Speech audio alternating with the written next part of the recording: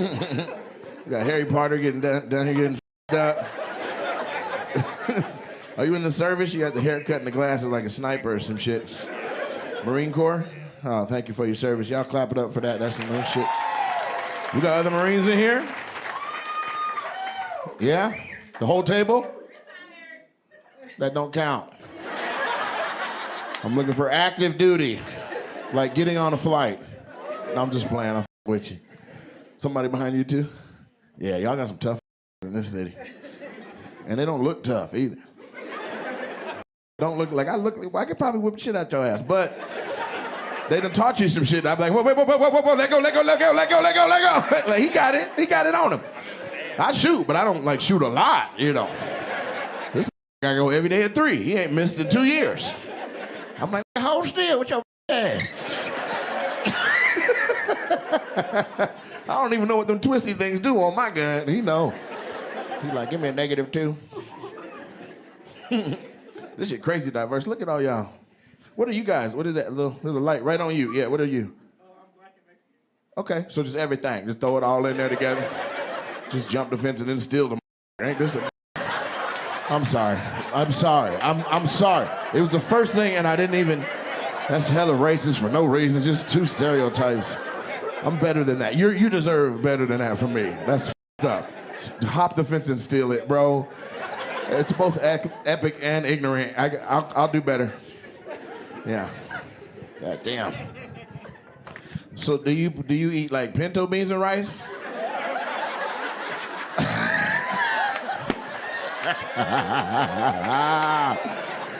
Look at everybody that cooks. Like, wait. Oh.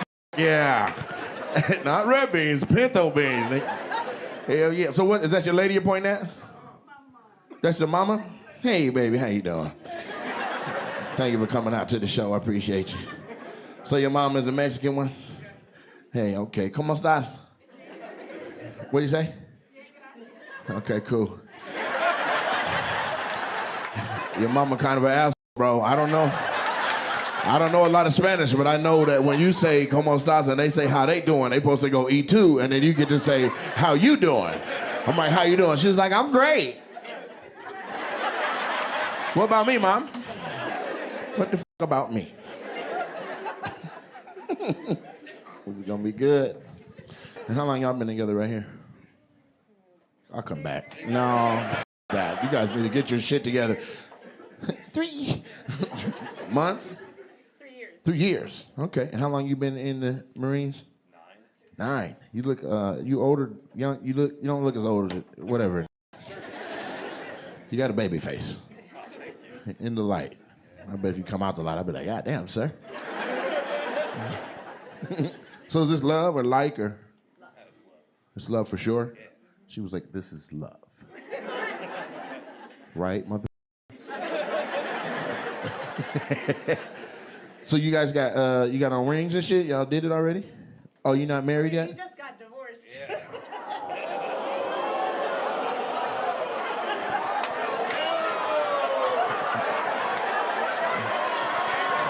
Really? Hold on, he's got the let me explain hand out. He put his let me explain hand out. He was like, hold on, we're gonna let him this up. No, that. You gotta all that. No. I don't want to hear vague, no. You've been in for 9 years. You've been with her for 3 years, but she says you just got divorced, which means it was during the 3. She wanted that money. So does she. They all want some money. I just got divorced. Yeah, she got divorced. So you already got some other money coming in. You don't need his. I don't need his money. You don't need his money. What you do for a living? I'm in the Navy. What you do for a living? I'm in the Navy. That's where you work. What you do at work? I'm a musician for the Navy. You play instruments? Yeah. That's why you didn't want to say that shit. She wanted to get clapped for her like she been on the front line fighting, saving our lives. Meanwhile, she's on a aircraft carrier.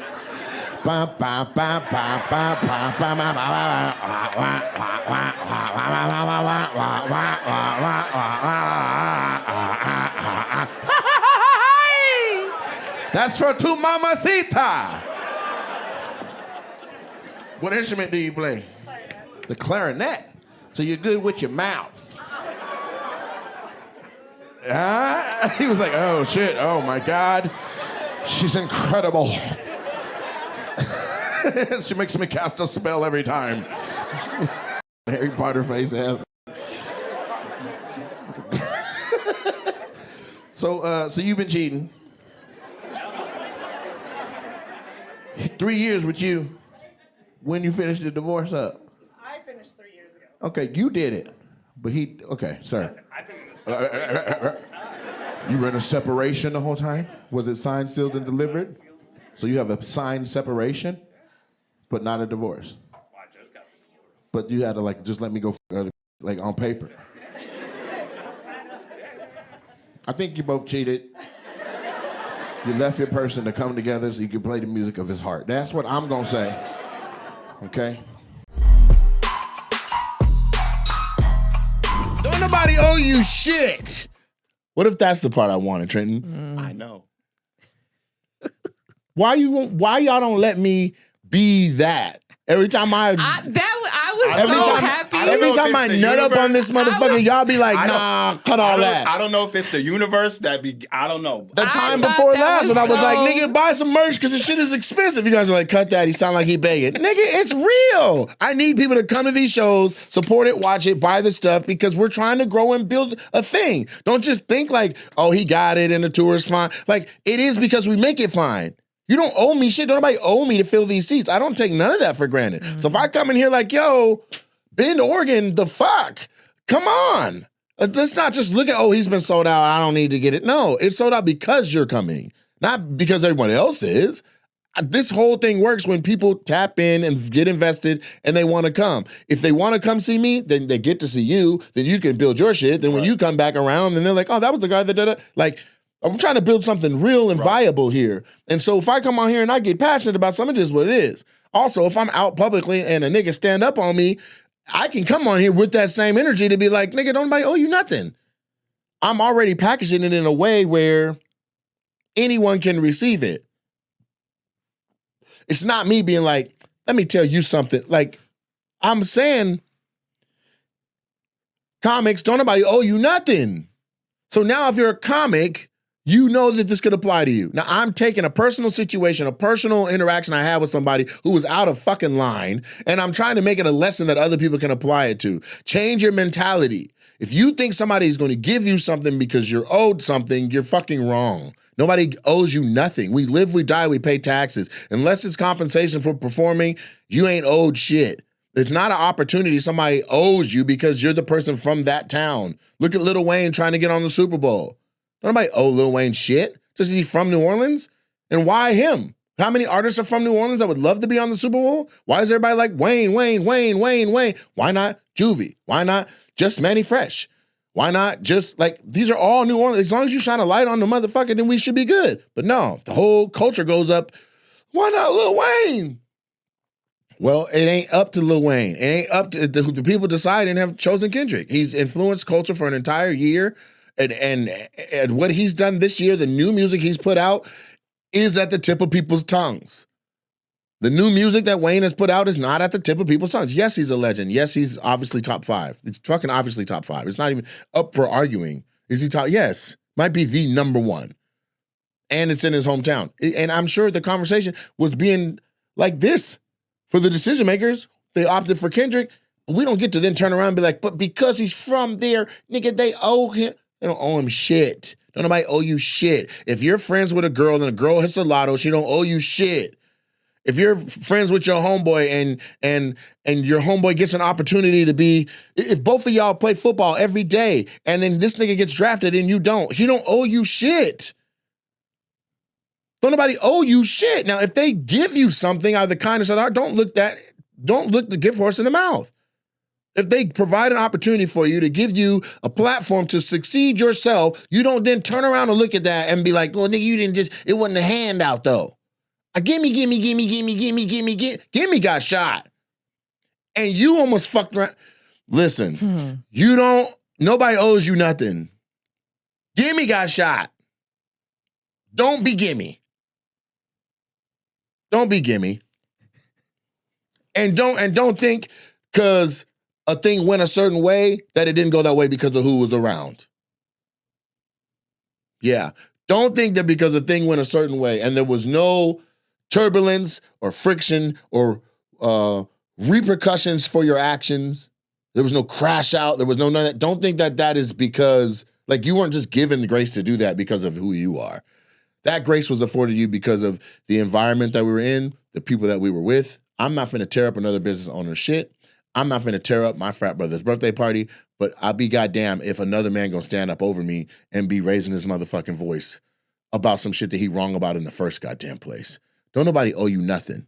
You want to talk to me about some shit, you want an opportunity about some shit, then put a proposal together. You sit your ass down like a professional business person and have a conversation. Because what does not make any sense to me is the contrast between how you're acting in front of me and how you would act in front of a white man that owns a comedy club. When my shit's bigger, my shit's better. My shit is the best club in the market, but you want to go and you want to make a whole PowerPoint to say what you can do for them.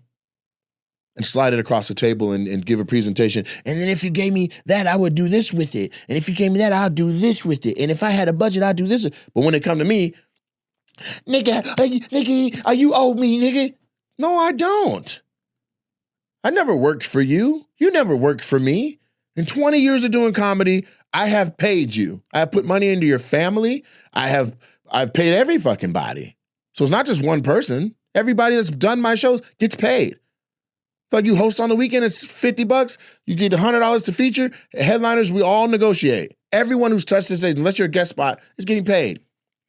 So all of the money going out that has come through my dreams and aspirations and thoughts and ideas that I've turned to monetize where I can give you some money for doing an idea that you have on stage, you don't get to turn around and be like, nigga, you owe me more. Why you can't make an opportunity for yourself and make an opportunity for others? I'm a gatekeeper now? How? That makes no sense to me. Don't nobody owe you shit. For all the headliners that call me like, nigga, when I get my weekend, what are you talking about? I don't know you like that.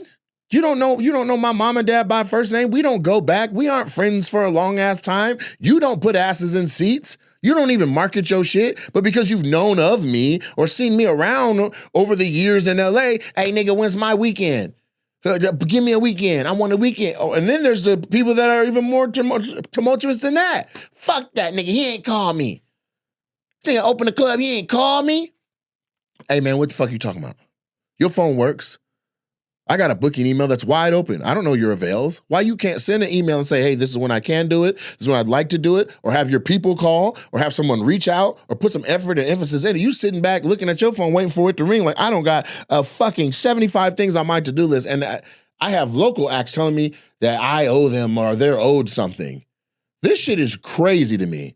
When at the end of the day, you get up, you put your own goddamn drawers on, you put your feet on the floor, and what direction you go from there is on you. By the grace of God, I hope you achieve what you want to achieve that day. Don't nobody owe you shit. Here are my dates.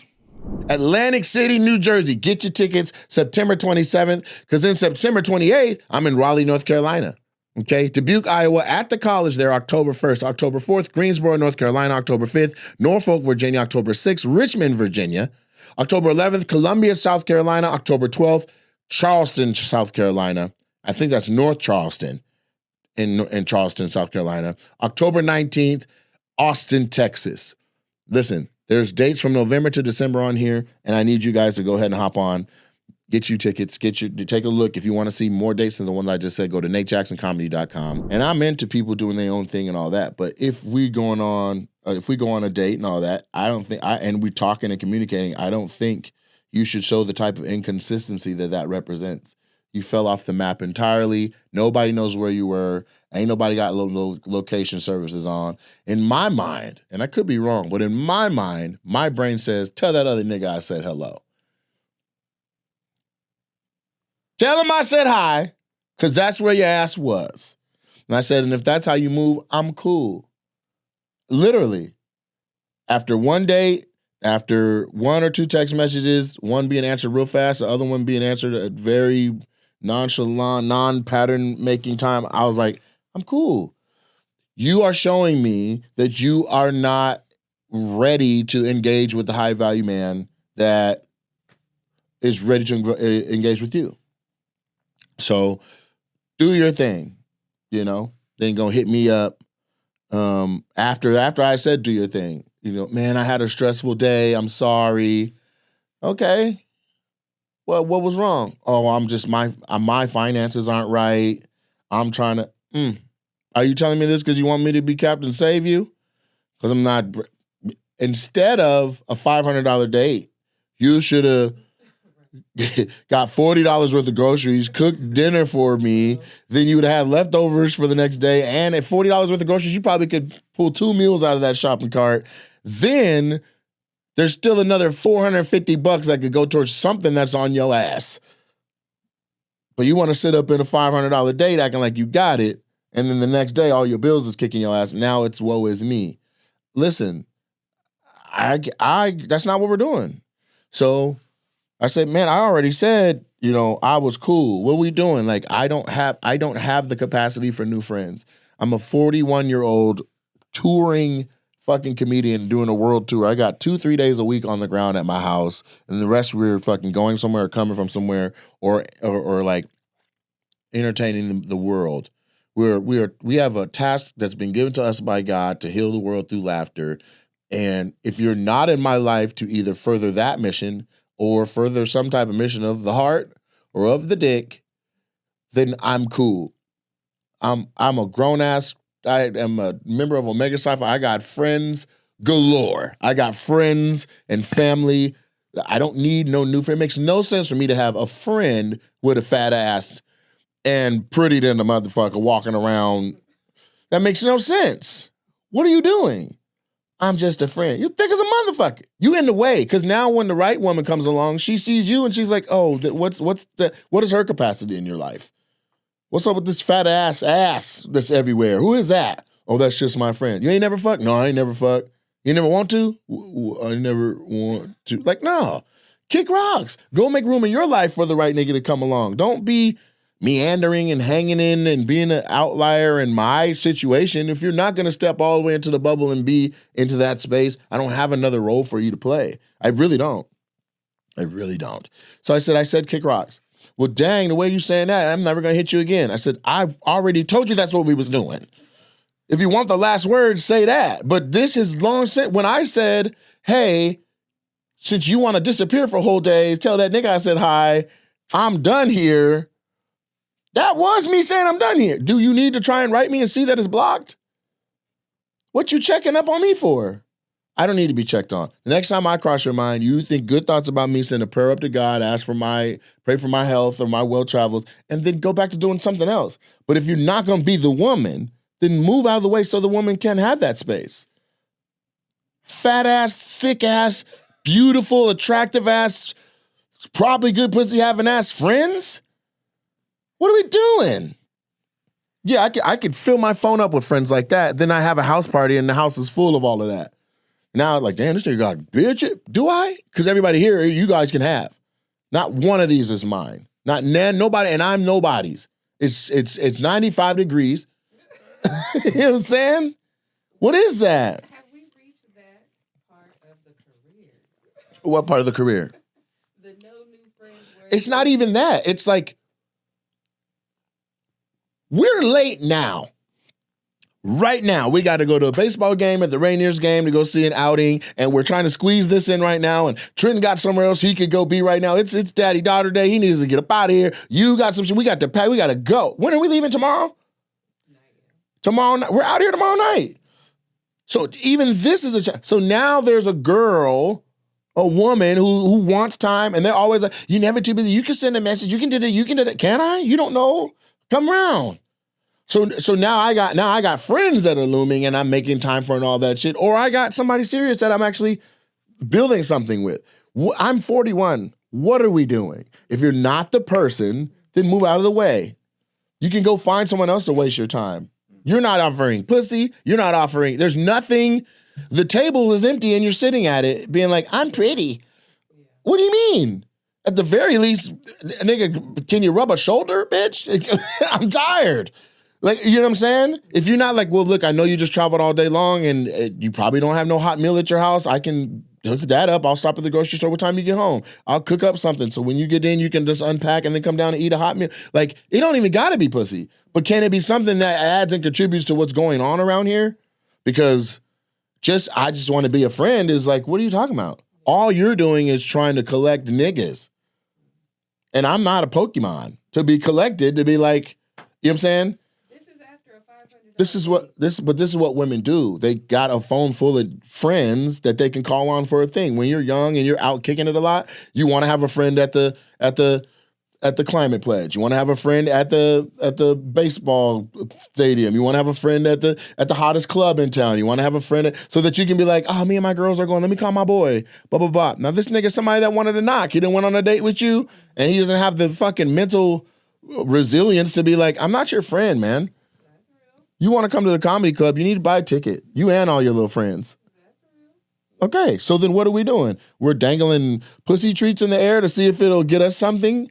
That's what that is. That is women monetizing their beauty. And I'm not for that.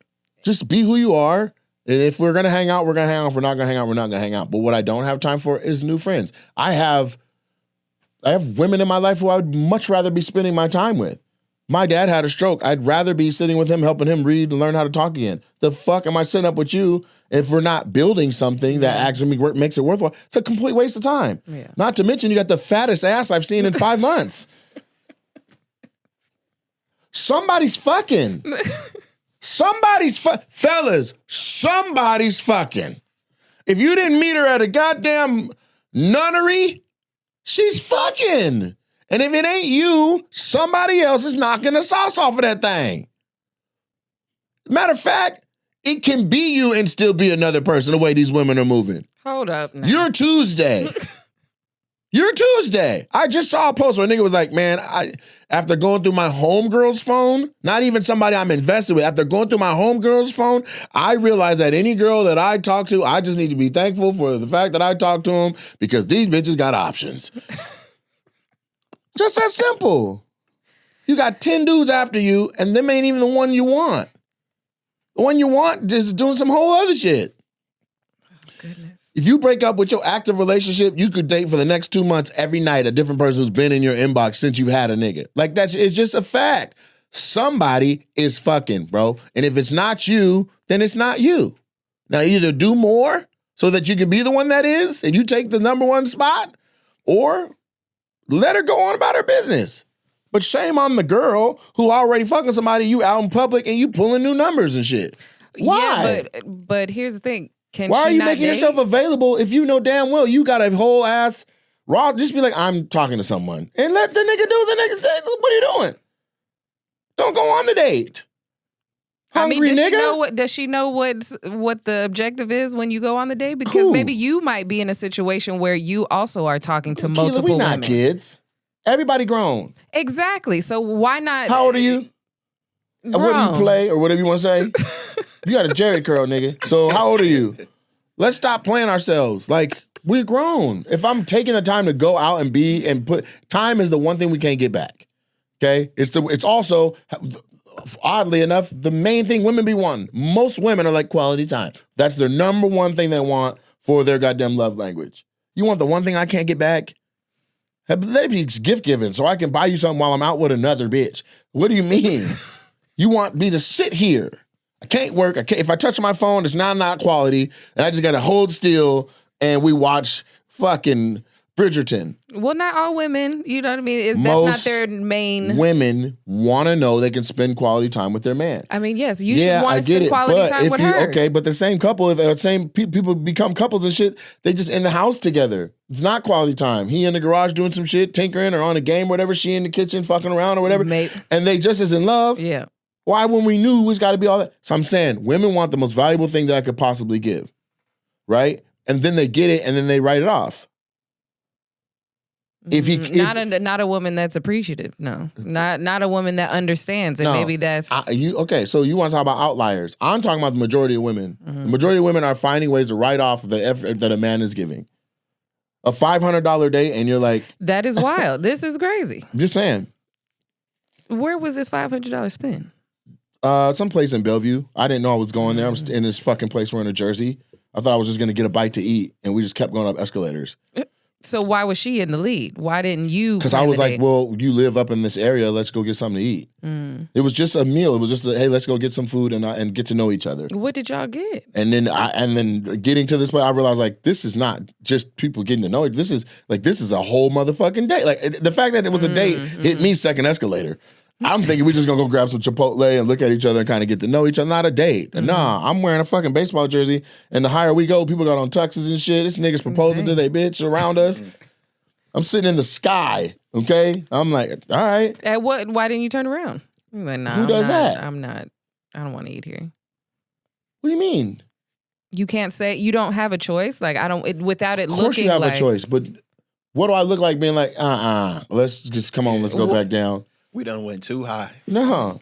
Niggas gonna pay their bill. Even if they don't have it, they're gonna be like, But then how can you blame the woman? Because you essentially walked into that restaurant together and then you ordered what you ordered. Because women know that as they're leading you up to the motherfucking, can I get a yellowtail sashimi? Like, bitch, you didn't have to order a pre before the start. We weren't even in our seats yet.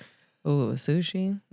Just telling you though, like, so money, and that's the thing. You can look online, you can look on social media and see that right now we got a serious problem. Like social media is, we're saying it's ruining everything, but all it's doing is illuminating it and showing it. Like women right now are like, nigga, take me out, spoil me, spend ungodly amounts of money without even knowing me. I'm fucking another nigga the whole time. I got a roster. Fuck these niggas. Da-da-da-da-da. No nigga got me. Like, I'm an independent woman. I'm not to be kept. I don't want no man. Then there's this whole other army that's like, be kept. Don't do nothing. Sit up. Be soft. It's fucked up right now. It's fucked up right now. Online, yes. The online is just showing us what's real. Like every time you see someone online talking, that is a real person sharing their sentiment. I'm saying this. Do all that shit if you want to. But if you come around here, it's going to be black and white. I'm going to know you're either here for career or you're here for leisure. If you're here for leisure, I have standards and shit of the way that I'd like to interact. If you're here for career, I definitely have standards of the way I like to react. And for me, some of the lines be blurred because if a girl is around me, she going to know you pretty quick. And you're going to be sniffing out if the bitch is genuine right off top. Trenton going to be like, man, I didn't want to say nothing, but I don't know about your girl. Like, it just is what it is. You can't come into somebody's world and not expect the people. You go to Jupiter, the rings, you got to get through the rings first. And this is now, it's a polarizing, we have built a polarizing universe now. Yeah. Do you know what I'm saying? There really is a club and studios and touring and movies and TV and like, it really is a thing. Yeah. I no longer am meeting women and they don't know who I am. If they don't know who I am, the server's telling them when they go to the bathroom. If that's not it, they well, what's your social media like? Man, I don't want to, I want to do all that. Damn, you verified? Like, ugh. You should make a fake one. How? I need a fake face, nigga. I'm still me. I'm saying the women that you're going on these dates with that maybe don't know who you are just yet and you want to test them. So you make like a fake Instagram, you send them that one, and it's just conservative photos. Like it's just a Finsta, but you got to understand, how does that... Right, okay, now... Alter ego. Let's say the guy is Shaq, not me, Shaq. How does he have a burner account that's throwing women off? Yeah, but you said... I'm not Shaq. Right. But people are like, the server comes to the table like, hey, can I get you... Oh, shit. Yeah. She's like, what the fuck is going on? Just play dumb. I've played hella dumb. That's why you like, no, look, this is who I am. She just thinks on Oh my God. When I first met you, like I thought you were funny and you're sweet and all that, but I got home and my fucking sister knew who you were. my mom says you're her favorite comic. When are you performing next? Can we come to that? Yeah. Yeah, all right. I mean, you're going to start losing weight, though, here. I'm not starting. I'm down. Exactly. First of all, I'm down 17.7 pounds. Yes, sir. So you're really going to be able to be like, see, look, that's not even... Listen. First of all... Wow. What? I'm just seeing, this is an evolution. Like, what is it called? When there's something happening that's different, where your life was one way and now at this point in your career, like something majorly different is happening. The women are interacting with you in a different way because you are popular, you know what I mean? You're well known and you're getting approached outside to where you have to be different than them. Now you have to change your criteria. Like, who is this person? You have to figure out who this woman is that you want in your life because of now where you are now in your career. Yes, but first of all, fuck you, Trenton. I said all the other shit going on. It's going good. We touring that. You're like, yeah, and you about to lose weight, nigga. So fuck you, nigga. I was saying nah, that in the it is what it context is. of, Nah, look, I'm not. yeah, whatever. Yeah, I'm about to be brand new on some lose weight shit too. But I'm telling you, how am I supposed to meet a person and they don't know who I am? They don't know who I am, or that's not happening. That's not even possible anymore. It's 6 degrees of separation around the world. In 1 degree, they ask their homeboy or homegirl, hey, you ever heard of? Mm-hmm. Oh, yeah, he own. Mm-hmm. Oh, yeah, he has. He runs. Oh, okay. Light flex. Let me Maybe you act have different to- then. I'm going to do this different than everybody now. Here come the shenanigans. Maybe Yeah. you need to Yeah. maybe the person for you is connected to the not the industry. Like maybe she has a job that's better to understand. I feel like maybe these women that you've been attracting lately, they don't really understand. Like you said, you're in the house 2-3 days a week, and then boom, you're gone. You're coming and going. Like maybe somebody who's more connected to the industry, who's more understandable and able to time and all of that. Maybe that's. I don't want anybody to listen to this and be like, what the fuck am I? Am I chopped liver? Right? Because I have a situation that makes sense. You know what I'm saying? Mm-hmm. But at the end of the day, it's like, I'm just talking about any new person I meet. This isn't even for like, let's say it's a guy, right? Now I'm heterosexual, so it's not like I'm talking about a romantic relationship. But if I meet a guy and somebody like, hey, this is my homeboy, such and such or whatever, you're like, oh yeah, bet. Like, it don't take long for me to be like, oh man, you know what that nigga do? Now that rapport is already there, right? I wasn't just another person you met. Now it's like, oh nigga, hey, my cousin got an album. You want to listen to his album? You want to this? You want to that? Right? I can't even come to my LB's fucking birthday party for somebody being like, man, let me holler at you about you giving me more shit. I need more shit from you. You get what I'm saying? Mm-hmm. So, yeah, it is what it is. I don't know if that person, where that person is, what that person does, if there was a profile that defined the perfect woman for me and it was a 200-point analysis, like what is she into, what does she eat, where does she go, what does she drive, what does she wear, what size is she, what's her favorite colors, what's her birth sign, does she come from a 2-family home, does she have income, does she work at, what kind of money she make? Whatever it is that is making these eligible bachelorettes, and I'm 41 now, so now I'm obviously picking from women who are divorced or they're recently divorced or they never been with nobody, and almost all of them got at least one baby, right? What are we doing? And the goddamn baby 16. Now, we're not in a place where we're then like, oh, you got a kid? Oh, like, nah. At 41, the 41-year-old woman who she got pregnant when she was 21, her baby's running around this bitch 20 now. Mm-hmm. You get what I'm saying? Mm-hmm. So, what are we talking about? We got a bunch of frat brothers. They 40 years old, all of them dating 25 to 28-year-old women. They like, I got to get a woman that can bear some. My niece just turned 31. I can't go younger than my own niece, can I? No, you cannot. Okay, then. So, I got a dating pool that is from 1 month older than my oldest niece all the way up to my age. No, you can. I think you can go 27. You can go 27. I'm 41. Yeah. My nieces will be like, this little bitch. Mine's is 10 28. years. Like, that's my rule. So How old are you? I'm 38. So 28, and so every year go up. Next year it'll be 29. But eventually there's going to be a point where it's going to be 40, 41. I mean, it just depends on the woman, but I think 28, 29 would be bad. Cool. So now you go back into now it's like, okay, well, how is that person adjusted well enough for the shit we be doing? You got to have a very mature 28-year-old. Yeah. Yeah.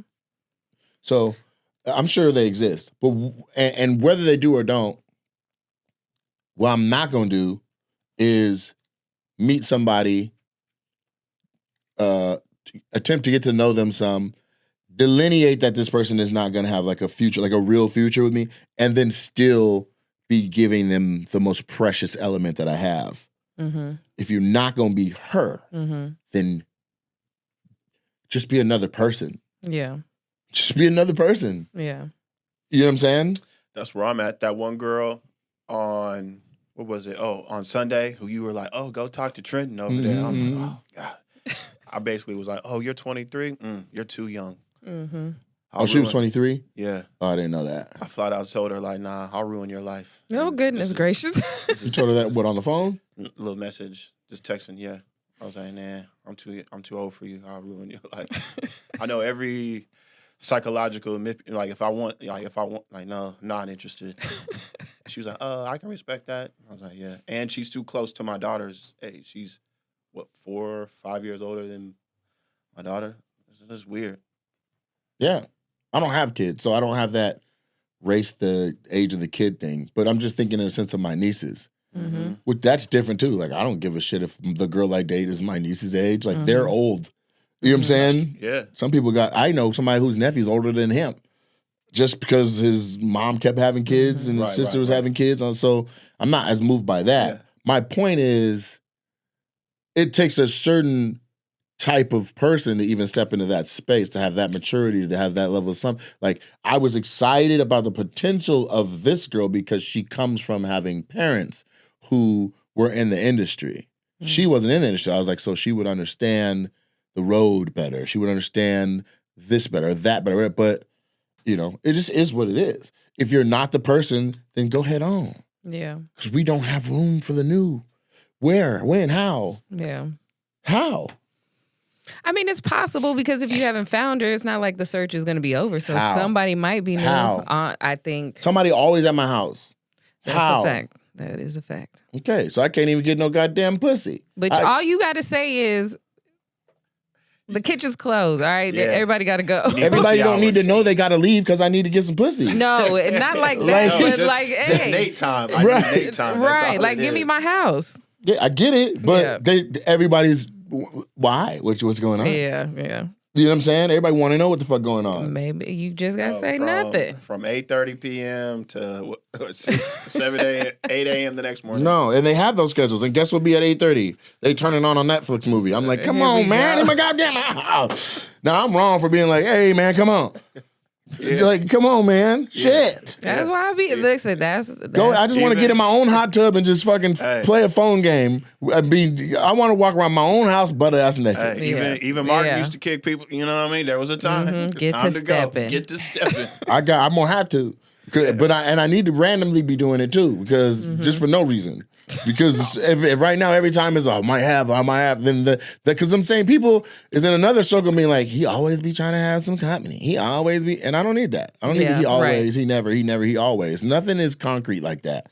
I might just want to get butt naked and get in my goddamn jacuzzi or fucking watch a porno in a theater and not feel judged. Yeah, I don't You know know what I'm why, saying? but you say it out loud. That's what I picked up on. I was like, yeah. What? He wanted, because you haven't really had a chance to enjoy your home. You've been No, working I on enjoy it my for. home. I'm just saying, if I met a new woman right now, I would either have to sneak her at weird hours so that nobody knew about her. Is that enjoying your home? like a person who Enjoying lives my by home doesn't mean I themselves. fuck all over it. I know. I'm just saying you live by yourself pretty much. You know what I'm saying? Mm-hmm. And so but you're never alone. Some people want to, be in their home how they want it because you fixed it up very nice. You know what I mean? You have all types of toys throughout it. So it's like you're saying, there's always somebody there. Now, maybe you just want to be alone for a week at a time. There's nothing wrong with that. At all. Yeah. But I'm just saying, like, understand that a woman coming into that space, Yeah. why would I uproot my normal? Like, why would I tell Lauren, hey, all the stuff around the house is taken care of, you go home. Or, hey, Nunu, Brandy doesn't need to be cared for today, go home. Now, I emptied my whole space out for this girl to come over and she don't even like me for real. Yeah. Mm-hmm. Why are we wasting my time? Yeah. Let's just be friends. Bitch, I've moved the world to even have you in my space for you to say, let's just be friends. We could have got ice cream. We Yeah. could have went somewhere else. You shouldn't even be over here. First of all, as soon as my family saw my house, they're like, you can't show girls your house. Yeah. Yeah. Yes. You should. I was just about to say you need to create boundaries, in my opinion. Like this. So this one girl that I'm kind of, just, getting to know or whatever. She gave me a business card and was like, hey, you should reach out to me because she knew I was a comedian, yada, yada, yada. So I'm like, okay. So I'm texting her through this number, yada, yada, yada. She comes to this little open mic in Seattle the other night and then seen that talk. But this was for like 2 weeks, though, leading up to that. Then we hit it off. She's, oh, you are funny, yada, yada. Later that night, she's like, hey, she texted me from another number and was like, hey, this is this is my real number. I just wanted to make sure. I was like, oh, shit. She was hitting you from a burner to keep you from... Yeah, she created a filter. And I was like, you know what? I can respect that. I was even like, I'm about to put, my daughter on game. Like, this is a good filter system. Well, So I'll tell you right now, I want a new phone number for myself that only super specific people know. And then I want to put out this old number like how Mike Jones put out his number. I want to use it for people the fans can hit me direct. I want to use it for like sending out, like blasting out text. I want it like dead ass. Like the number I've had since 8th grade. Like, what are we doing? It can go, you know what I'm saying? I need a phone where my manager, agent, you guys, and family can reach me at. And then, because right now, this is the new shit, and this is really crazy, and I didn't think this was a thing, but people need to really consider that they're doing this. There'll be somebody who's known me from maybe childhood or from high school or from college or somewhere. We have not talked in a very long time. They still have my information. They call me whilst with other people and those people are like, man, my favorite comic is Nate Jackson. They're like, what? I'll call him right now, right? And they clout call me. And so then they're on the phone, and if it's usually a FaceTime, and their face is all down in the corner, and they showing the whole screen to everybody, hey, you know what I'm saying? It could be a frat brother. I had a guy, he's like, man, I'm at the barbershop. These niggas got your video on, man. I walked in here to get my hair cut, and they in here showing. I said, that's what's up. Part of me is like, why didn't you go in and put my shit on the TV before? The fact that they like me on their own is what has you being like, damn, that nigga actually doing it. Right? Yeah. So you call me and I'm like, okay, I sent a picture of myself going, I said, just show them that. Tell them niggas I did that right now. That's all. I'm not taking a FaceTime call. I'm getting ready for a show. That's not what we're doing. This isn't, let me help you, Why do you raise your social value. Because it's somebody I haven't talked to in a while that I do know well. Hi, what's up? I can hear right away, nigga, so I'm like, oh, it's one of those. Whereas it could have been any number of things, you know what I'm saying? So yeah, I've made myself accessible to answer the phone. So I answer the phone. But again, it's time. Yeah, you should do that like tomorrow. Right. I would. But I still want this phone number, right? So I want this number I'm gonna start putting this out in videos to be like, just slow roll it. Get the phone, get the new number, and then you can adjust, you know what I mean? Just a gradual. Yeah, we'll talk about it after we cut. don't you think that's dope? I like that. Yeah, and it's easy. 360-888-91. Hold up then now. we can use that in like promo. This number done, nigga. Say, beep, beep, beep, please beep that. Yeah. Ask me whatever, maybe, I'm on the phone for the next 3 hours. I just wanted to ring. Yep. What up, nigga? This Nate, nigga. Exactly. Oh! Like, hey, I'm going live. The number's live right now. Call me. Let's go. Boom. That's a really good idea. Yeah, Damn. we could connect that to Patreon. That would be help, man. Just like, hey, this is the hour I go live when you can call my number. Yada yada yada. Boom. That would be crazy. Yeah, you can But reach you might me. get some crazy. Yeah. Get some, We gotta be in You here. have the ability to like, nah, that's too wild. Can you imagine the shit Mike Jones got? Yeah. That it is pop culture to know his phone number? Yeah. That's its own segment. That's its own little thing. It's his own thing. Every song he was yelling it. Hit Mike Jones up on the low. Yeah. With some 830-504-8004. Niggas know Mike Jones' phone number. And if you didn't attempt to call that number, like, Yeah.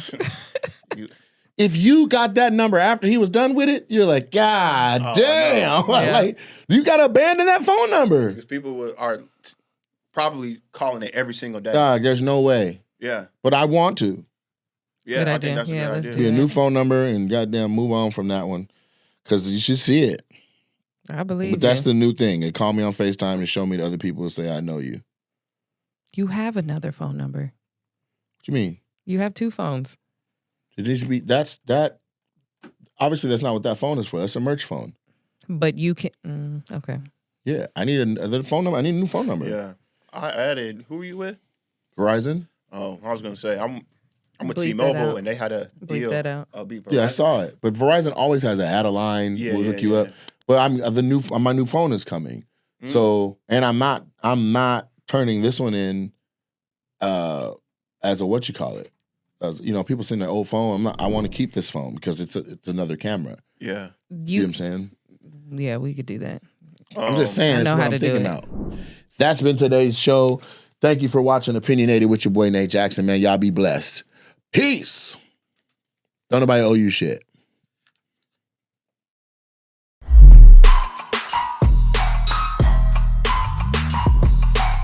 What up, beautiful people? It's your boy Nate Jackson. This is Opinionated, and I am live in the studio here at the Nate Jackson Creative Studios with my guest today, Mike Bonner. Yeah, Mike Bonner, a.k.a. Morris Chestnut, because I'm handsome. And he got to go pee. He called himself Morris Left I gotta on pee, the phone. But we in here. Also, we got Mo, Diego, Keela, and Trenton. So we got a full house. And I'm all for everybody talking, laughing, and participating. So here it is. Here it is. Here it is. I'm coming straight off the card with one. Actually, I'm not. This is what I want to talk about right now. Motherfuckers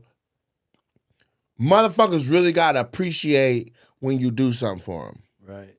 Ain't nothing like you making a way out of no way for somebody and creating an opportunity, and they get to breathe rarefied air or be in a space that they wouldn't have been in without you. And then they don't say thank you or act appreciative, or they won't be hard-headed and shit for a week after whatever this thing happens is. Like, I feel like if I take you somewhere and some mind-blowing shit happens, that you should be listening to me more that next week. Okay? Now, what I'm talking about is this motherfucker Keela. We gonna go to the goddamn Usher concert because I said I want to have more fun. I said, check it out. I go, hey, man, I want to have more fun because I want to enjoy my journey more, right? Because I worked that hard that I won't have no fun. And so everybody's like, all right, fine. So Keela's like, Usher's in town. I'm like, shit, okay, let's go. So she picked a seat and sent me the picture of it, and I already bought two. Like, what are we doing? It's selling out like crazy. You gonna buy that one, and I'm gonna buy one, and the seat next to it gone. So I just bought two. We went up there, thought we were late. We were right on time, and about 3/4 of the way, or 5/6 of the way through the concert, Usher, after his 14th outfit change, comes out in a red fur coat, which you've seen everywhere. Right. And he's walking through the crowd. I'm on the aisle. Keela is next to me in the seat over, and I see him coming. I know what he's looking for. He's looking for a moment, because I would be doing the same thing if it was my show. So I said, Keela, come out here on the edge. Man, get your ass out here on this edge. So then I put her on the edge, and he coming towards me. I said, hey, Usher. And he stopped. I said, yeah, this is going to be a good moment right here. And then he said, how many people are in here with their wives? I said, not us. How many people in here with your wives, y'all? I said, not us. He said, this your wife? I said, that is not my wife. He said, this your girlfriend? Nigga, that's my assistant. Turn up. Have fun. She like, no. I'm like, would you shut the fuck up? This is already happening. Then all of a sudden. It's a bitch. Her whole job is to carry the cherries behind this nigga. Like, this is a whole thing. She done stopped. She picking the 2 cherries out for her. She like, nah, being goofy as shit. I'm like, hey, Usher, do you play? Like, he knew what it was. He said, oh, this is my moment. He's gonna say, I said, it's my assistant. He said, assistant. That's what we call him now, basically. And then everybody laughed. It was all on Jumbotron. 20,000 fans. 20,000 people. Right. Jumbotron moment. Then he said, will you assist me? She said, yeah. Then he took a double cherry on the, you know how the stem go like that? Right. Like he put that up in the air. She looking around. He holding the shit. I'm like, eat the cherry, shit. She looking around. Then she gonna look at him. Then she gave it a little lick. And then I was like, eat. I'm literally on camera being like, eat the cherry, bitch, hurry up. Then she put both cherries in her mouth, pulled down on the stems, and then she started slow dancing to no music, nigga, just going like this. She got her hair wrap on, a big ass bun on her She head, had her gone. and some goddamn reading glasses on top of her head. Her reading glasses. Nigga, the whole building going crazy. Bitch is like, oh my God. Then he walk off, she slow dancing, titties look like motherfucking Russian missiles, nigga. She so goddamn horny. I'm standing there. It was cold. Dying laughing. It It was was not cold. cold. Everybody in that bitch was sweating It and was hot. cold. You were turned on. You were in a trance. You looked like a king cobra, and that nigga was blowing the flute, nigga. And then he walked off, and then her knees went out. Oh my God! She crumbled to the ground. All these random people, an Indian lady, 2 white women, 3 niggas, a whole bunch of people was touching all on her. Oh my God! Oh my God! Oh, it's in there, and they're like vicarious, vicarious. Like they're all saying that. Girl, you did your thing. Then she's looking at me. Fuck you, Nate. When I tell you I have to ask for things and then suggest them and then ask for them and then suggest them again just to get her to listen to me. By the way, this is my goddamn assistant. Now I didn't. She wrote online. This is top 2 memories and it ain't number 2. So you telling me I have provided your number 1 memory that you done had and your dumb ass won't even listen to me? I don't listen to my daddy, so I don't. You That's listen to you Usher. hard pressed. You can say what don't try He to asked listen. me a Don't try to question. list off men you don't Yeah. listen to. When Usher handed you cherries and you ate them, dirty ass concert cherries. They were not She dirty. licked the cherries from the bottom. I did. Like they was balls. It was dripping a little bit, so I I had to literally get said that she off. licking cherries like nuts. After Usher scratched his neck. He scratched his nuts live Yeah, on the that shit- Jumbotron. Reached in his pants and scratched his nuts. The only That shit thing I was say amazing. is he held the Usher stem. ball cherries are amazing. Well, she held the stem and he fed her the cherry part, but he most definitely had reached in them drawers and gave it a scratch. Listen, we're not gonna have this conversation. Here's the fucked up part. We riding on the plane. She behind me like, I'm like, I said, nigga, are you sick? She's like, something got a hold of me. I'm like, Something got a hold of me? Yes, nigga. I smelled the shit in there. So you eating orange powder? She had that vitamin C going. That the little tough ass. What's that shit? Little pouch of the healthy C? That's because you don't let me sleep for 4 days during the week. No, that's because you can No, do whatever nigga. you need to do, man. You may be under the weather because you ate cherries at a I don't think in front that's of 20. it. You ate in front of I don't think 19,998 people. I don't think you that's ate it. cherries. Don't know where them cherries been. I know. And what I it filmed been. the whole thing point blank, laughing I harder know than where I've they laughed been. in 2 years. I had a whole bunch of fun, but I just think it's worth note that as You far had your as phone there? They didn't make you take your phone? no, he didn't give a damn. He want everybody filming. Make it look like a galaxy, y'all. I had Do the voice listen. again. I had a ball. Make it look like a galaxy, y'all. I had a ball, and I had so much joy watching that moment happen to her. Listen, he setting was it back up. there like my best girlfriend. Huh? Oh my God, get it, girl. That's what he sounded like. That ain't what I sounded like. Mm-hmm. I sounded like that. Look at your stupid ass. You can hear me on camera. This dumbass nigga gonna eat these cherries out this nigga hand. That's what I was saying. Hurry up, where eat his these cherries, hand bitch. That's how I sounded. 20,000 fans and Usher want to feed Keela some goddamn cherries. And when I tell you, she didn't do shit was for the next 2 smiling. days, but this, her phone would ring. Zzz, zzz. I know, girl. Everybody was calling. Germany what the was fuck is calling. The East I Coast still was taste calling. cherry juice. Yeah, that's all she been talking about. And then every girl got some, bitch, I would have did it too. Yeah. Lauren talking about, I'm allergic to cherries. The bitch would have had to have an EpiPen. I'm eating those cherries. Nigga, there's an army of women that are Yep. like, oh my God, Keela. Somebody went online and was like, girl, I've known you 20 years. You ain't changed a bit. I said, it's time for a change. It's time for a change. Tay, you showing out for that one too. You showing out for saying that. That's who said it? Yep. Yeah, so all I'm saying is, if your boss is cool like that and make a moment like that, maybe listen to him. Boss, hold on. See, now this boss thing, all that, no. What do you mean you don't get automatic listening? I don't listen. Does anybody understand where I'm at We now? know that. Does anybody understand where I'm Rebellious. at now? Bosses who write your shit. I Boss. write the shit. Yeah. Let them No, be we boss. work together. No, you are not. Yeah. Nope. Mm-hmm, Sorry for you to find out this way. You are not my boss. Yes, I am. I haven't worked for anybody You literally work since for me. 2008. What's your email address? I literally, that's on my manage. What's your email address? That's on my manage. What is it? It's on my manage. What is the email address? I work with you. What is the email address? With you. See how hard-headed she is? She can't even answer a question. No more What does shit. that mean? The next time I have a dope-ass thing I see unfolding that I can let be the greatest moment in You your better life, do it. I'm going to let that bitch go No, right by. you're not. You're gonna I'ma make sure when it I happens, live it up. He gonna walk by right behind me. I'm gonna look at you like this could have been you, your stupid ass, but you don't want to listen. That's exactly what's gonna I happen. can't listen. It's something I just Now I ain't want to never ask been Mike able to some do. questions Go ahead. because you ain't gonna just be hard headed. You, my goddamn Oh, employee, shit, don't that listen. didn't get the- Now, No this is what I W-2s wanna know. over This is here. what I want to know. No, so I talked to I won the Bay Area Black in 2010. Did you really? Yes, I did. Give me some, dog. And you won when? I won it in 2000, I think. 2000? 2001, yeah. People talk about it.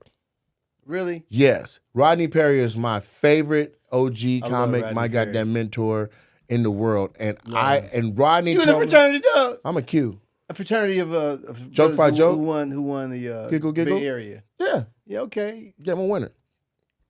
I won, 2010. yeah, it was cool. Yeah. But you won back when there was actually dope prizes. Because I won $5,000. But what else did you get with it? $5,000 and some dates.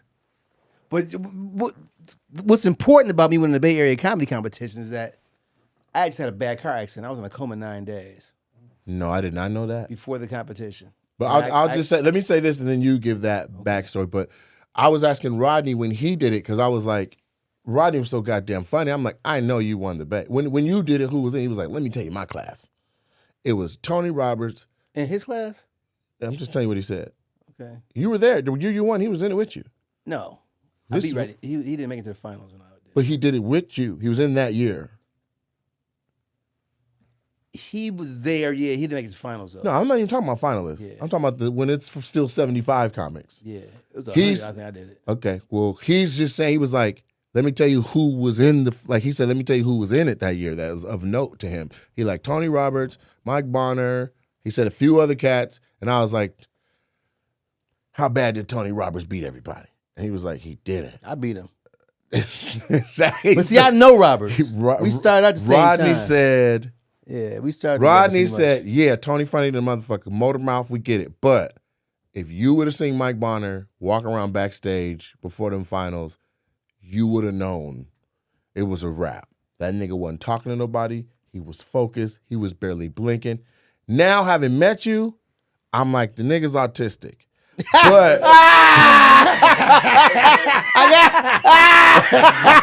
Autism. I'm on the that spectrum. nigga got the He didn't even hear y'all. He didn't know what the fuck going on. This nigga on the Mike, get out there. spectrum. Yeah. That nigga fingers was doing that in his pocket, nigga. My eyebrow itch. But no, he said you were crazy laser focused. And he was like, anybody backstage knew, like, and then he said, like, Tony was all over the place and fucking around with people and shit. He was like, nigga, you better go focus. Mike ain't bullshitting now. I'm gonna tell you what happened. One, I had been living a life that I wasn't really happy about. What life? I was drinking too much. Mm-hmm, I've been doing comedy, years before the Bay Area comedy competition. I was drinking too much. I had just got married. A month later, I had my bad car accident leaving New York City. I was coming back home to open up for Rolls Royce. Working at the car wash. Yeah, Rolls Royce. The singers. And got in a bad accident leaving New York. Went down to Ravine. My buddy didn't get a scratch. I was in a coma 9 days. I had A coma 9 days. I had a cracked skull, dislocated shoulder, What collapsed. did y'all lung. hit? He fell down a ravine. Yeah, but what did Nothing. Down hit a your head mountainside. then? How'd you crack your skull? All in the car. In the car getting tossed. The car was total. I'm be honest The with car you. flipped down the Your hill. head had and to all hit shit. several things on the way down that ravine to crack. It was fucked up. I was fucked up. It's an impressive head. I was told, you was a dumb motherfucker. I was told that day that my comedy career would be over. I bet. When I woke up, they said, your speech will be too bad to do comedy. It's still a little bit fucked up, but you've gotten It's not over really- most of it. What the blessing is that This the thing. I've though, done, real I shit, do TV news in Detroit on a regular basis. I do the news. I've done radio. those are victories. It's big victories. I won the Bay Area comedy competition after the car accident. Man, listen. So I came there I flew a one-way plane ticket. I didn't fly Damn. with 2 tickets. I That- flew now one that's way focus. to win. when you like, I I don't even didn't. I got to wasn't there win to be home. I nobody's gotta friend. win. I didn't want to be. We friends, but I love you guys. I love Tony Roberts. I love Rodney Perry. But in a competition, I don't like you motherfuckers at all. Uh-huh. At all, That's a period. different. I That's a love different- you guys. This the I gotta old. win. This the old guard. Not in a bad way, but there's a legit change of energy where like comics is helping each other more now. You guys would be like, somebody be like, "Hey, when's the light?" Y'all be like, 6 minutes, nigga, knowing it's 5. Y'all did not give a fuck about the next person. That wasn't my spirit. That's never been my spirit. But that's what it was, because Tony told us, Spires, because a comic was running the light and all the comics was up on the banister of Tommy T's flashing their cell phone lights. He's like, I must have to wrap it up. Let me You get did up. Tommy T's? That's where they did prelims. Oh, well, we did a theater every night. We didn't have a theater every night. You do a comedy club, and then whether it was where did Lunel do her special? No, her special. That's what the competition was. The Paramount. I did it. It's got a name. Yoshi's was where he had the prelims and semis, and then you go back a month later to the Paramount for the finals. So if you guys were in the Paramount the entire time, that's a blessing. The entire time, everything was there. No, you didn't do that. You had to come back a month later to do the Paramount. It was a finals. 1 weekend thing.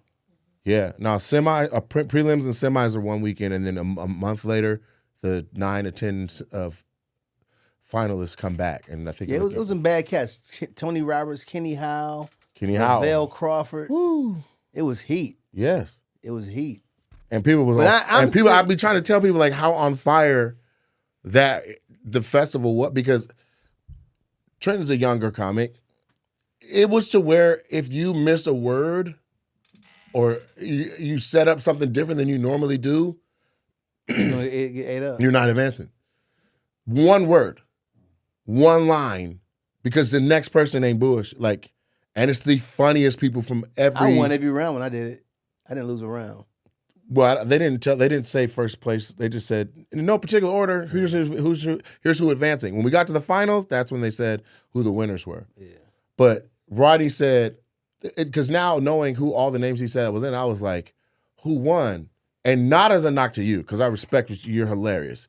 But hearing some of those names that got longer runs on Comedy View, or that got a little bit more exposure on TV, or maybe given a special, or Last Comic Standing, or whatever. I'm like, oh, Lavelle, Tony, who's, like, nigga, Mike Bonner wiped the floor with everybody that And night. I'm still a beast. The monster. We could do it again.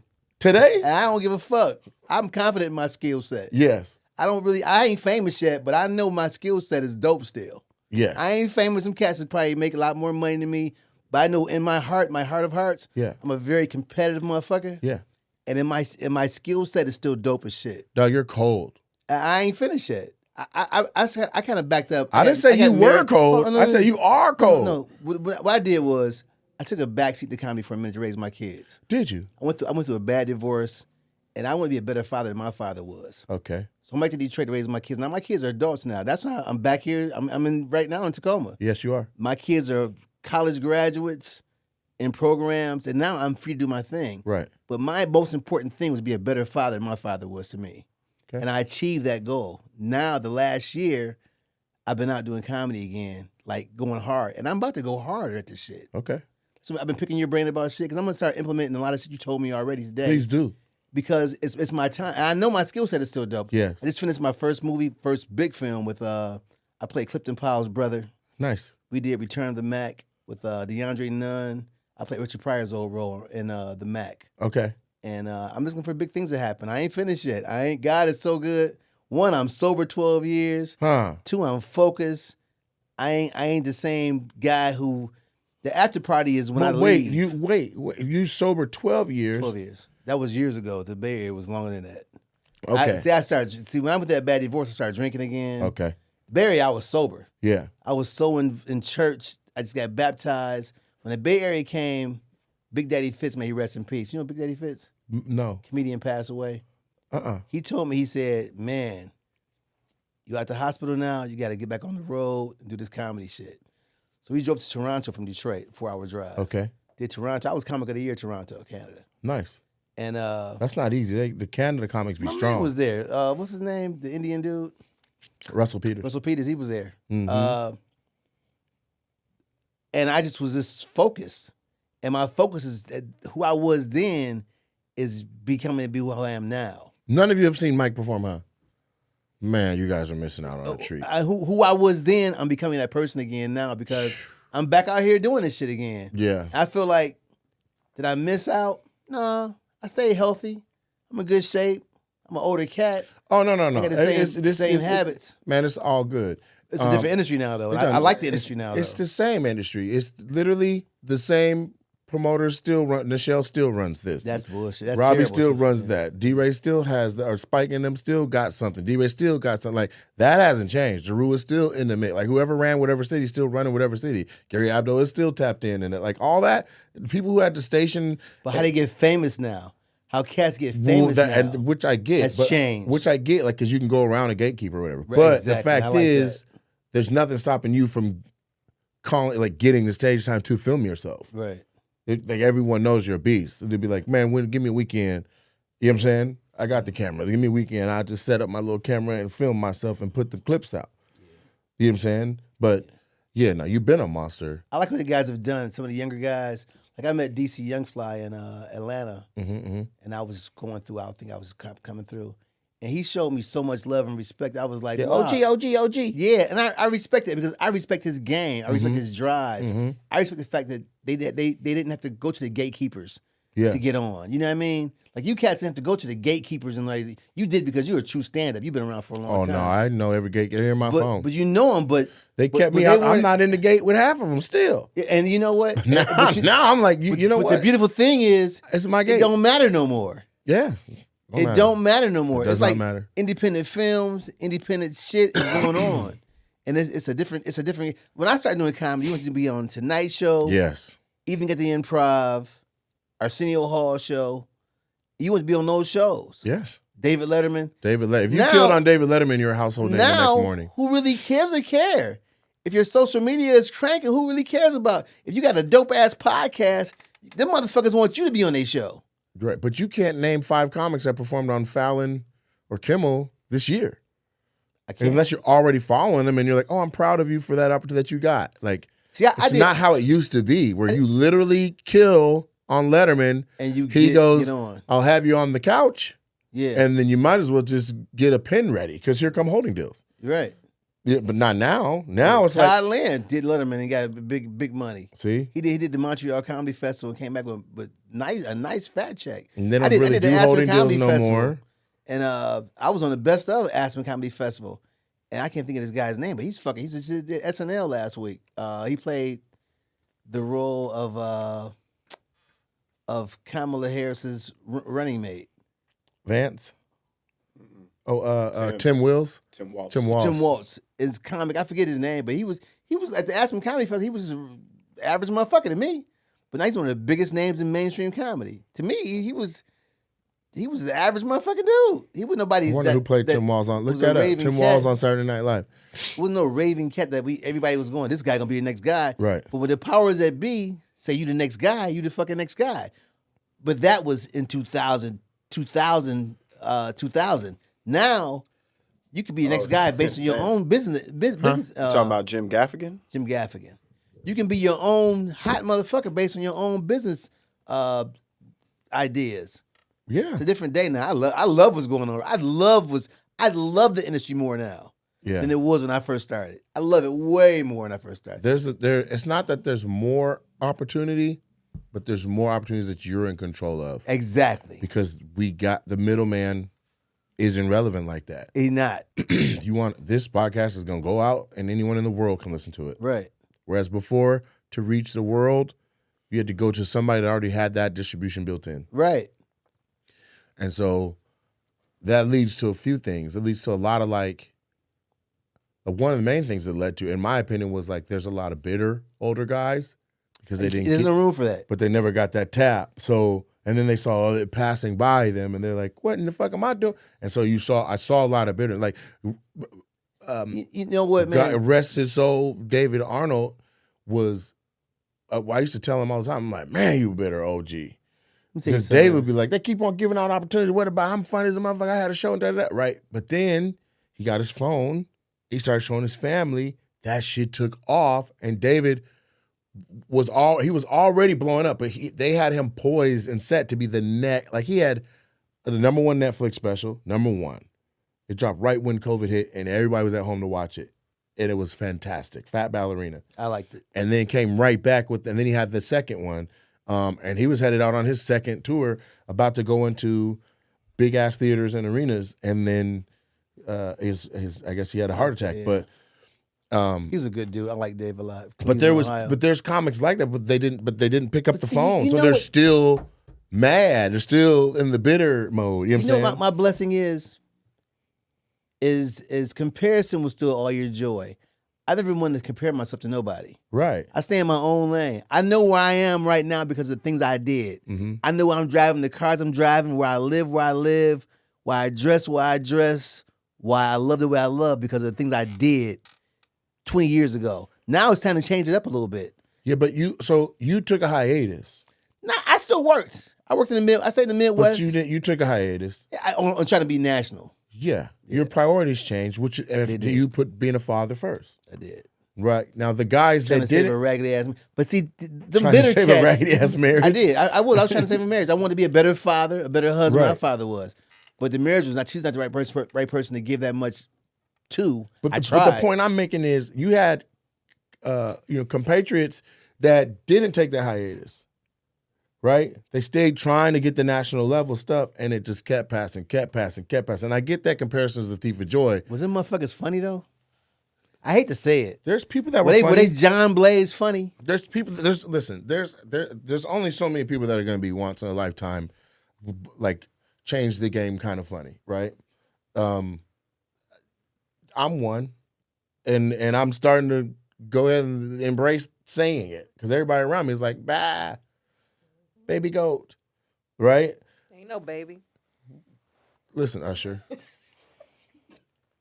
trying to big you up. But no, I'll take it. But I'm just saying, like, you're a trailblazer. Like you, bro, you are fucking hilarious. And so, what I'm getting at is I'm not trying to say, like, I'm saying the bitterness, right? Like these guys, they're like, I can see why they're like that. Like as a comedy club owner, everyone has come twice, 3 times, and I see the difference between one person's mentality and another person's mentality, and it's. Everybody is different, and you can see it. And it's like the more times that they're mold and get whacked or whatever, they're like, they see it grow. You know what I mean? Yeah, they sign the wall different. They write big, bold letters and circle their name 10 times and all that shit. When the person that's already is like, man, I'm comfortable. I'm cool. Yeah. But I'm saying, that's what I'm saying. That's I ain't even got to sign the wall. You feel me? But I'm saying, like, if you wrap their mind around the concept of why they're like that, it's because, like, you can say, hey, I know I took a hiatus and I raised beautiful children and I raised college graduates and like this. Now I'm about to get back in the game. But if you never left and the ticket never got punched, right? Like, your fire is going to burn bright on its own, but it's gonna definitely be a different level of emblazing because you're like, I know why I didn't pop yet, and it's because I put my kids first. I put this raggedy marriage first, right? These other guys like that motherfucker. These other people like these other guys like I ain't put shit else first. All I've done is sacrifice and burn every bridge in my goddamn life, and nothing still. That's where the shit kicks in at, right? And I'm 20 years in, and I felt somewhere I was like, man, I'm trying not to compare. I am trying my best not to compare. Could you imagine if I compare myself to cats like who I started out with, like the Jamie Foxxes? You can't. It's no comparison. Can you imagine? I watched Jamie Foxx tear shit apart at the Comedy Act Theater. Yeah. We were in our 20s. I watched a young D.L. Hughley tear shit apart. We were in our 20s. Yes. Like 24, 25 years old. We older cats now. I cannot compare myself to a dude who won an Oscar or D.L. Hughley, who's a international well-spoken comedian who spoke at the fucking DNC convention. Mm-hmm. There's no comparison. But what I can compare myself to is a guy who does local TV in Detroit, who more than anybody in my city, who does local radio in Detroit more than anybody in my city. I do NBC News. I do Channel Fox 2 News. I do a lot of different news shit. They gave me an audition to be a news anchor in Detroit after my car accident when they said I couldn't speak anymore for a living. Right. So I know that the God that I worship, Yeah. the God and Lord I worship got my back. I don't even worry about it. I know it's going to happen. I know with all my heart and soul it's going to happen. What I want to happen, I know it's going to happen. Yeah. My faith is that strong. That's what it's a Bay Area. I went there with absolutely. I had enough money to buy a one-way plane ticket. I hadn't been working at all. I just had my car accident. My boy said, "You got to be in the Bay Area comedy competition." So I started swimming in the pool every day. Okay. Walking laps, swimming in the pool, get my body loose. I was fucked. I felt like I got hit by a Mack truck. I was fucked up. I could barely stand up. And I started swimming in the pool, and I started like walking, lifting weights a little bit. And by the time the competition came, my body was ready, and my mind was ready. And my first show back was working with Frankie Beverly and Mays. Okay. 5,000 seat venue. Wow. My memory was so jarred from my car accident, I had to have jokes on my hand and on paper on stage. The guy said, "Give me the deposit back." I was like, "That money gone. I gotta do the show, dude. Right. The show is tonight. I'll be there." I wrote my jokes down, looked at some old tapes, wrote my jokes down on paper, and went on stage. I know what's gonna happen. Right. My faith is too strong for not to happen, and I'm gonna do the work to make it happen. Right. Faith without work Dead. is dead, and I don't believe in dying yet. So, I don't know when it's gonna happen, but I know it's gonna happen. It's gonna happen. I believe it. I totally believe it. I believe it. And I like that you don't got no bitterness in your soul. Why would you be bitter about another man's blessing? Man, people from your What class. kind of man? People from your class are them kind of man. What That's what kind I'm trying of to tell you. man? I see the younger guys have a lot of little jealousy too. I've heard a lot of young cats in Detroit. And they be mad that, one, you're not blowing me off the stage, motherfucker. I've been doing this shit too long. And I still embrace my funding energy in my spirit. Right. I did a show last week with Tommy Davis, and the young guys are wondering why, blah, blah, blah. When they see me go on stage, and I tell them, What's blah, blah, blah? like, wonder why am I getting shit I get in the city? Mm-hmm. One, I've been around for long. I got a strong brand in Detroit. And two, I back it up with being funny. Yeah. You ain't gonna get this shit. If you can have all the friendships, like you're in a position to help motherfuckers out. But you'll Okay. help out motherfuckers who got the talent to back up the funny. You can't just put a motherfucker on the show because they're your friend.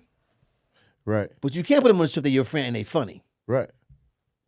I back the funny up. I'll go a step further because at a certain point, everybody funny enough. It's like, do I trust you're not going to fuck up everything? Exactly. You know what I'm saying? Do I trust that in Dallas you don't go do some dumbass shit and now the super funny world tour is, they did this. It's they because one person done fuck some shit up.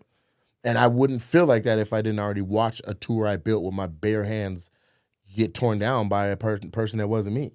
Right. Like I built the whole ass tour. They gotta believe in your brand. They gotta see what you're doing. Not only that, but like if you're gonna be getting paid, you need to be operating professionally. If Exactly. you want to make real money, then you need to operate real. You need to dress, talk, speak, move, smell as a unit. I got my whole squad the same jacket, so we come in like damn near single file setting up, and every theater we leave is like, man, they were a class act. Right. Your people are like, damn, man. You know what I'm saying? You could tell like when somebody's an extra person, like, oh, they not on their team, right? Even though Keela don't listen, she listen. You get what I'm saying? Right. And so there's a reason for that. And I seen time and time again where that ain't it. And I built the New Jack comedy tour. New Jack City's comedy tour. It was me, BT Kingsley, Keisha Hunt, and then we added Clayton Thomas the He's third funny. year. I like him. Huh? Detroit guy. Yeah. But he got in trouble at one of the schools, and then the schools basically dismantled the entire back half of the tour because they were all of them were like, no, that tour is getting in trouble. No. And even though he was innocent, they still made when his trouble he got up in, he didn't even do shit. Right. But Frank Holder from Humor Mill went and blasted it like he was guilty.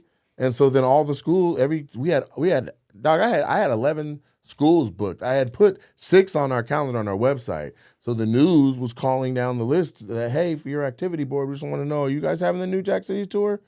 And every school was like, we didn't know about anything, but we're going to go another direction. Whole calendar got ate alive. And I was like, dog, we've been out here 3 years before we added you to the tour. You know what I'm saying? And he's always been, in a place of remorse and apologetic for He's it a good happening. dude. But there can be someone hilarious that I'm like, let's add you to the tour, and then, fool me once. But it ain't, you know what I'm saying? Yeah. I need to know. But see, your generation, Like right now on my tour, the girls are the wild ones. really, What? Me, BT, and Trinity be going the fuck home. They are the ones in the club in Vegas fucking kicking it with DJ Mustard and shit, or fuck getting fed cherries, or goddamn standing on the bar, or like that's the girls. And That is that's not Coyote true. Ugly. That is not true. listen, and in this world, that's a much more better accepted thing. That, you know what I'm saying? They could the do. guy doing some shit. The 4 of them could rape a whole man, and we not get in trouble. Right. He's just like, nigga, that was the time of my life. You can't Let rape the two willing. girls could dance naked. Right, but let You in trouble. the 3 of Amazon us style. touch somebody booty against their will. The whole tour done.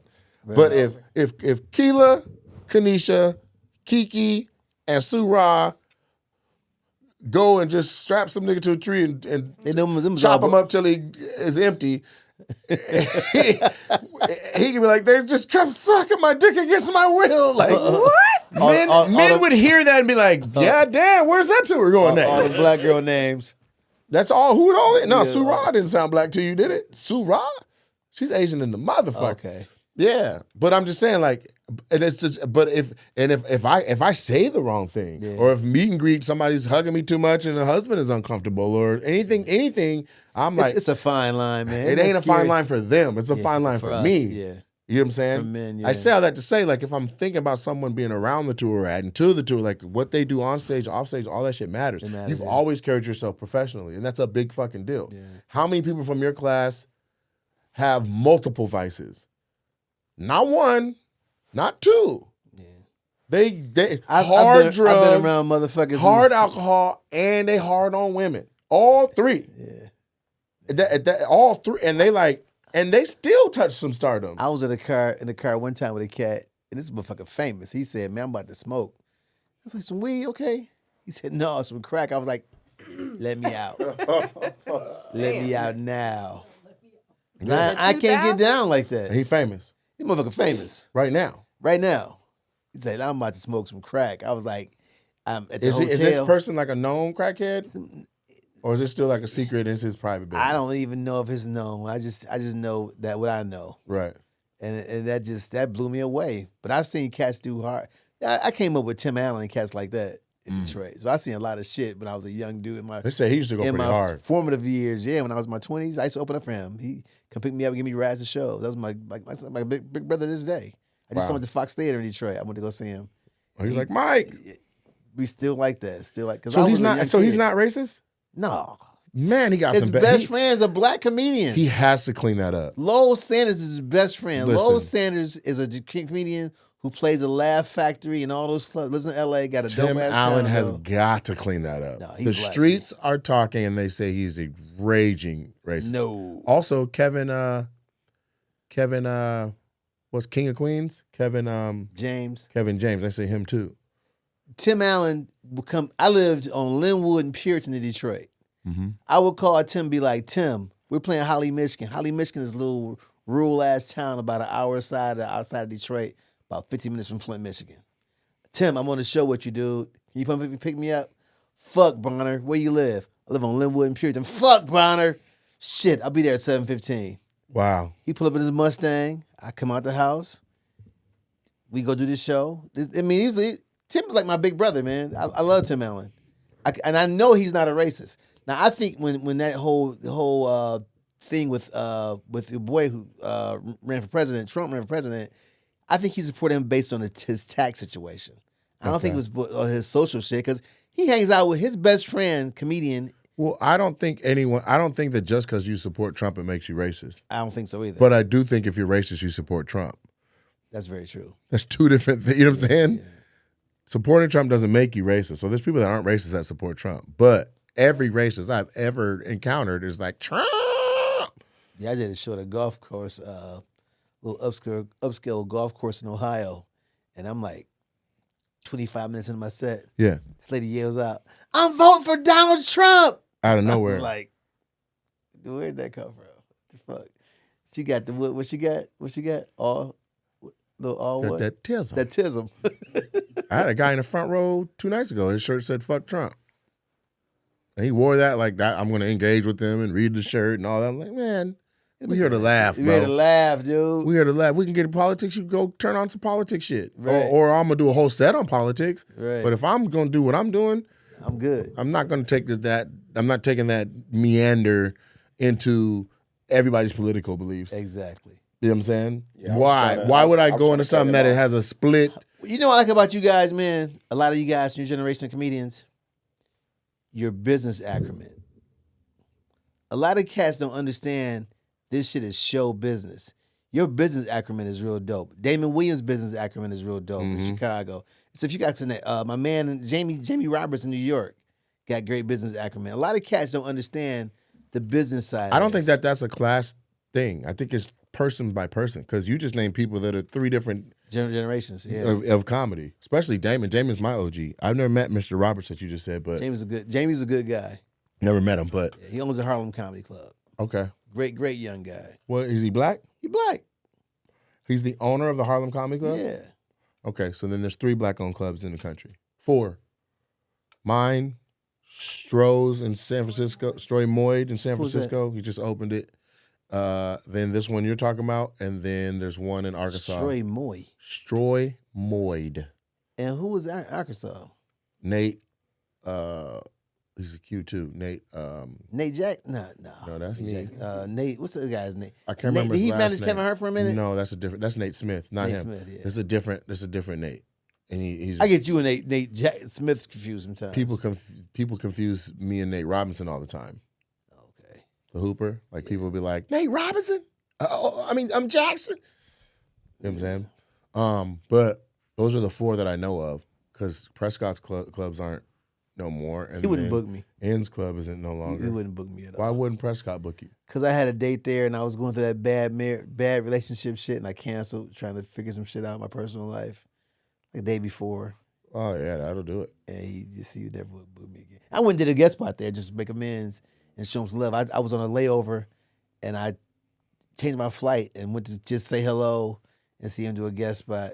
My man was there that week who passed away from Chicago. Bernie Mac? Funny, no, this is a couple of years ago. What's your brother's name from Chicago? Really funny guy. Funny as hell from Chicago that died? A couple of years ago. Shit, I don't know. Okay, I can't Ralphie remember. May? Anyway, he was there performing and did a guest spot. And Prescott was still kind of in his feelings about this shit. When I apologized and I was drinking too much then and I was going through a bad relationship, I was fucked. I was in a bad place. So how many things I was in would a you bad say, place. which I hear you, but how many times would you say you could have handled something much better that now are attributed to the bad relationship? About 2 or 3 things. How many things would you attribute to the drinking? Oh, missing planes, shit like that. See, I was always good going, but coming back, the after party was my downfall. Getting that next plane to get back home, or that was my. Now I'm sober. I have no desire for alcohol anymore. I thank God for that. Yeah. I thank God. That's my 3rd time visiting sobriety, and this time I think I really got a good understanding on it. But I went to an AA meeting every day for a year, Monday through Friday at 1:00. I went on my knees, broke down. I always wanted to have the tools, not to have the desire to drink alcohol, and I acquired those tools too by going every day, Wow, congratulations. being committed. Yeah. That's hard. And that's a daily battle. That's a for people. If it's a daily battle, I won't lie. I quit Sometimes I see a smoking. motherfucker have a glass of wine, I be like, ooh, that looks delicious. Well, I can't have one. I want the whole fucking. If I I open stopped this motherfucker, smoking I and gotta have all of it. golly, it be on my shoulders like a whole ass gorilla. Not all the time, but when it do, it be beating on my whole chest. You know you want a Newport. You know Yeah, you oh want a yeah, I quit Newports. I Yeah. put the gum in my mouth and then they get to complaining that I'm smacking. I'm like, I'd rather smack than be smoking. Everyone relax. But yeah. So question straight up off it. Well, shit, I need to say my dates. Let's just get to that now. You guys can catch me live on tour. It's not the end of the episode, but I like to get it out of the way kind of early. Catch me on the road. My next upcoming shows, I got Brown Theater in Louisville, Kentucky on November 22nd, then Indianapolis on the 23rd of November. Then we have the Crowdwork Joint December 4th after Thanksgiving, 2 of them that night at 7 and 9:15. I don't know if I'm going to be able to put them out, but I'll put them out in snippets. The reason I'm saying that is because now the cat's out the bag. I got my Netflix special, and I want people to be excited to watch me on Netflix rather than expect full hours of material on YouTube for free. December 6th, Kansas City, Missouri. December 7th, La Vista, Nebraska, which is near, what's that near? Omaha. I like Omaha. And then my run of shows to end out the year. Well, I'm going to do New Year's Eve in Dallas with Gary Owen and friends, but That's dope. thank you. And then the Ontario Improv, December 19th through the 22nd. It was the 23rd 20th through 22nd, but we've now got 6 shows are sold out. We added a 7th tomorrow, 8th, 9th, and maybe a 10th go on sale. I was hit by a car crossing the street to go to Ontario Improv. What in the hell was you doing across the street from the Ontario Improv? I was parked far away, and I was crossing the street. I almost got my ass towed by a car. You're not having a good run of cars. This is years ago. Cars are tearing your ass up. I've only been in one accident in my life. One. Who was driving? My buddy was driving. And he's fine. He fell asleep. He didn't get a scratch. He fell asleep? Didn't get a scratch. You know, they say that's often. Usually if there's a car I was accident. already asleep. But if so he joined you. So it was my turn to rest. I was driving the second leg of the drive. He's like, you rest up, then This you'll motherfucker drive, fell and he fell asleep doing his driving, shit. yeah, Damn. in Pennsylvania. That's why you need a third person. But they say the passengers are the ones that get killed because the driver, if they wake up and see their surroundings and they have a short amount of time to assess, they'll swerve or veer enough to clear their own person. Because your whole life, all you know is, oh, I know how far my shoulders are. So then they veer and the passenger's blown away by a tree, right? They don't veer enough for the whole car to be clear of it. So they say the passengers that's why in accidents, the drivers be living and the passenger be smashed, the person in the back be gone, because that's your reaction to you duck. You know what I'm saying? Meanwhile, everybody else then got beheaded. Anyway, so that's my schedule. And the Netflix taping, yeah. Meanwhile, everybody else. Tape it? Huh? Where you gonna tape? I'm gonna tape it at the Neptune Theater in Seattle on January 11th and 12th. Wow, I'll be in Alaska. I wouldn't mind coming to that. I'll be in Alaska. You're more than welcome to come. But I did 11th and 12th? 11th and 12th. 2 shows each night, 4 I might shows. fly back here from Alaska. If you want to, you're more than welcome to come. But I have because Sunday, the nature of a Sunday and how people buy Sunday tickets slower than a Saturday, obviously. Saturday's probably 5 times more purchasable than a Sunday. We sold the Sunday shows out first. And tomorrow morning at 10 a.m., this probably comes out in a couple of days. So on Tuesday, November 19th at 10 a.m., the Saturday tickets went on sale. That's dope. Netflix. I got a special I just shot. This is on Tubi, though. I did an hour. It's funny as fuck. My ex-wife called me. She don't even like me. She said, I got to tell you something. That shit should be on Netflix. It's funny as fuck, but it's on Tubi. And that's cool. Did you now. pitch it to Netflix or have My boy, a production company out of Ohio did it for me. Uh-huh. One of the OJs. Binky has a production company. And he said, come and shoot this special. I just went and shot it. It's an hour. It's a funny ass hour. My ex-wife, she said, I don't like you, but I got to tell you something. Your special funny as fuck. What's the name of it? It's called In the Living Room. Small little venue in Ohio in Youngstown. Seat about 40 people. Small, intimate. I did an hour straight.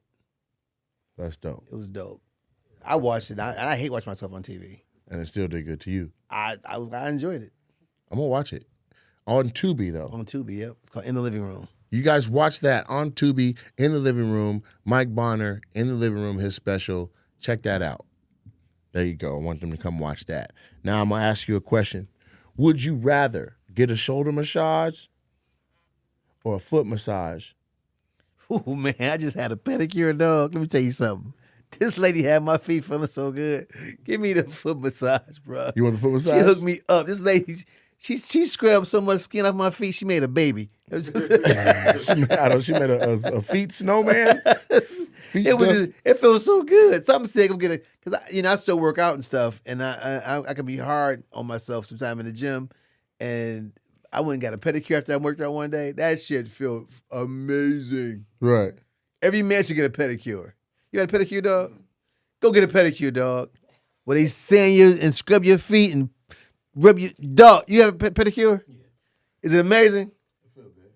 I didn't like my feet. Like I was ticklish feet, McGee. And this little Vietnamese lady, I love it. Helen, she found a way. Like she found the pressure that didn't tickle, and I was like, oh, now I get it. Like she put an elbow in my foot and was like, a happy ending. Because usually they're messing with you and it's the tickles. You're like, come on, hey. But no, this lady was like, oh, you big man. And so she just, it was all knuckles or the base of her thumb, and she got in my foot. I was like, man, I can see what's going on and why people like this. You know what I'm saying? Because I usually, if if I let them sugar scrub my leg, I'm like, all right, that's enough. That's yeah. enough now. We're gonna put my foot back. But that lady, I said, so I can see it. I like it. But I think for me, I'm still gonna say shoulder. Shoulders. But that's because I carry my stress around my shoulder blade. Like if I get a massage, they could just spend all their time around my shoulder blade, and I'll feel Relieved. yeah. Well, that's first I'll nice. be all congested, and my nose will be. Then I drink some water, stand up, walk around a little bit. Then I feel better. But that's just me. What about happy endings, ladies? Huh? Yeah. Do they do that? Is there places where women can get a massage and then get the little bean flicked? Yeah, in DR. Really? That's what they be doing with that white soap, huh? But I don't know about that, but the oils, Okay. they know what they doing with them oils. What about the rest of what we were talking about? I don't know nothing of it. Okay. I'll take notes. I mean, but you're an international traveler, so if there was somewhere where they are I doing, will take notes. okay, I don't know. fellas, That's funny. you ever had a happy ending, Trenton? Nah. Mike? No. No. Sure you ain't had no happy Right? That man lying. No. Bro, you was stationed to come I've had plenty.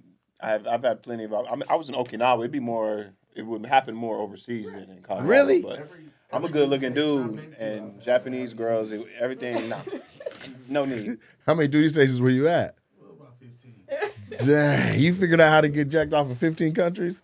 Man, listen. Why not? You military too? I was retired. Okay, 20 years? No, 17. Okay, that's right there, yeah. Damn. But I'm saying, like, You never got a happy ending? Never.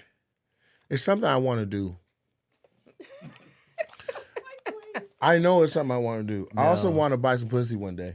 No, I don't want to do that either. I had a girl when recently. we go to Germany. I yes. feel like I bought some pussy recently. I feel bad because I was dating this woman a lot younger than me. Okay, she's 38. But she's beautiful. Yeah. She's, oh, God, she kissed so good. Okay. This girl kissed.